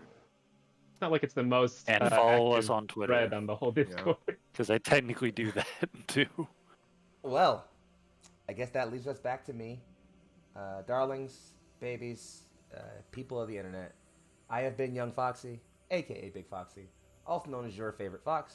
If you're looking for me on the internet, I can be found on the Twitter sphere at Big Foxxii. That's BIG_FOXXII. I dunk on right wingers. I slay fascists. I have a good time doing it, and you can be a part of that if you want. As has already been mentioned, I will be seen in a couple of things. For one, I am a part of Tate's upcoming campaign, The Violet Sea. I am also a part of, I'm running my recently started launched campaign, After the End. We just had our session 0.5, and we have more upcoming very soon. I occasionally pop into A Blade's Will here and there, but I mostly just run background stuff for it. Besides that, I'm mostly just around. I'm pretty sure you're going to see me back on TPK Roleplay pretty soon once our favorite campaign of Cold Hands and Warm Hearts returns. And then I get to be my favorite robot boy again. That'll be exciting, so look for that in January. I might also be over on Penny for a Tale doing some Pathfinder soon. Might be doing a podcast on Runelanders soon. I'm busy. I'm getting a lot of shit done, folks. And But Emerald Expeditions. yeah, that too. I'm in That's Green happening. Walks. I can't wait to do Green Walks with my folks, so that'll be fun. A lot of shit happening, guys. It's gonna be great. Just don't sit tight. Follow everybody you've seen here. As if you haven't been able to tell by this amazing campaign, these 5 players are fucking incredible. They're great role players. They're awesome people. You want to be their friends. I'm lucky to be their friend. So please follow them and stay tuned for all the shit that they have going on, as they're all doing so much shit. That's really all that we've got, folks. We're gonna throw our raid over to Arcrat Dragon Breath, who it looks like is talking about some TTRPG stuff right now. So we're gonna swing it on over to him. Yes.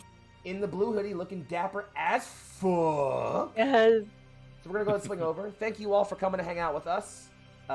We have been Neon Lights Roleplay. This has been the Seven Sons, and you all have been a wonderful and splendiferous audience. Thank you for coming on this journey with us, for playing with us, for fighting with us, and for loving with us above all else. Take care of each other and yourselves, and goodbye, darlings, all right? We're signing off. Bye.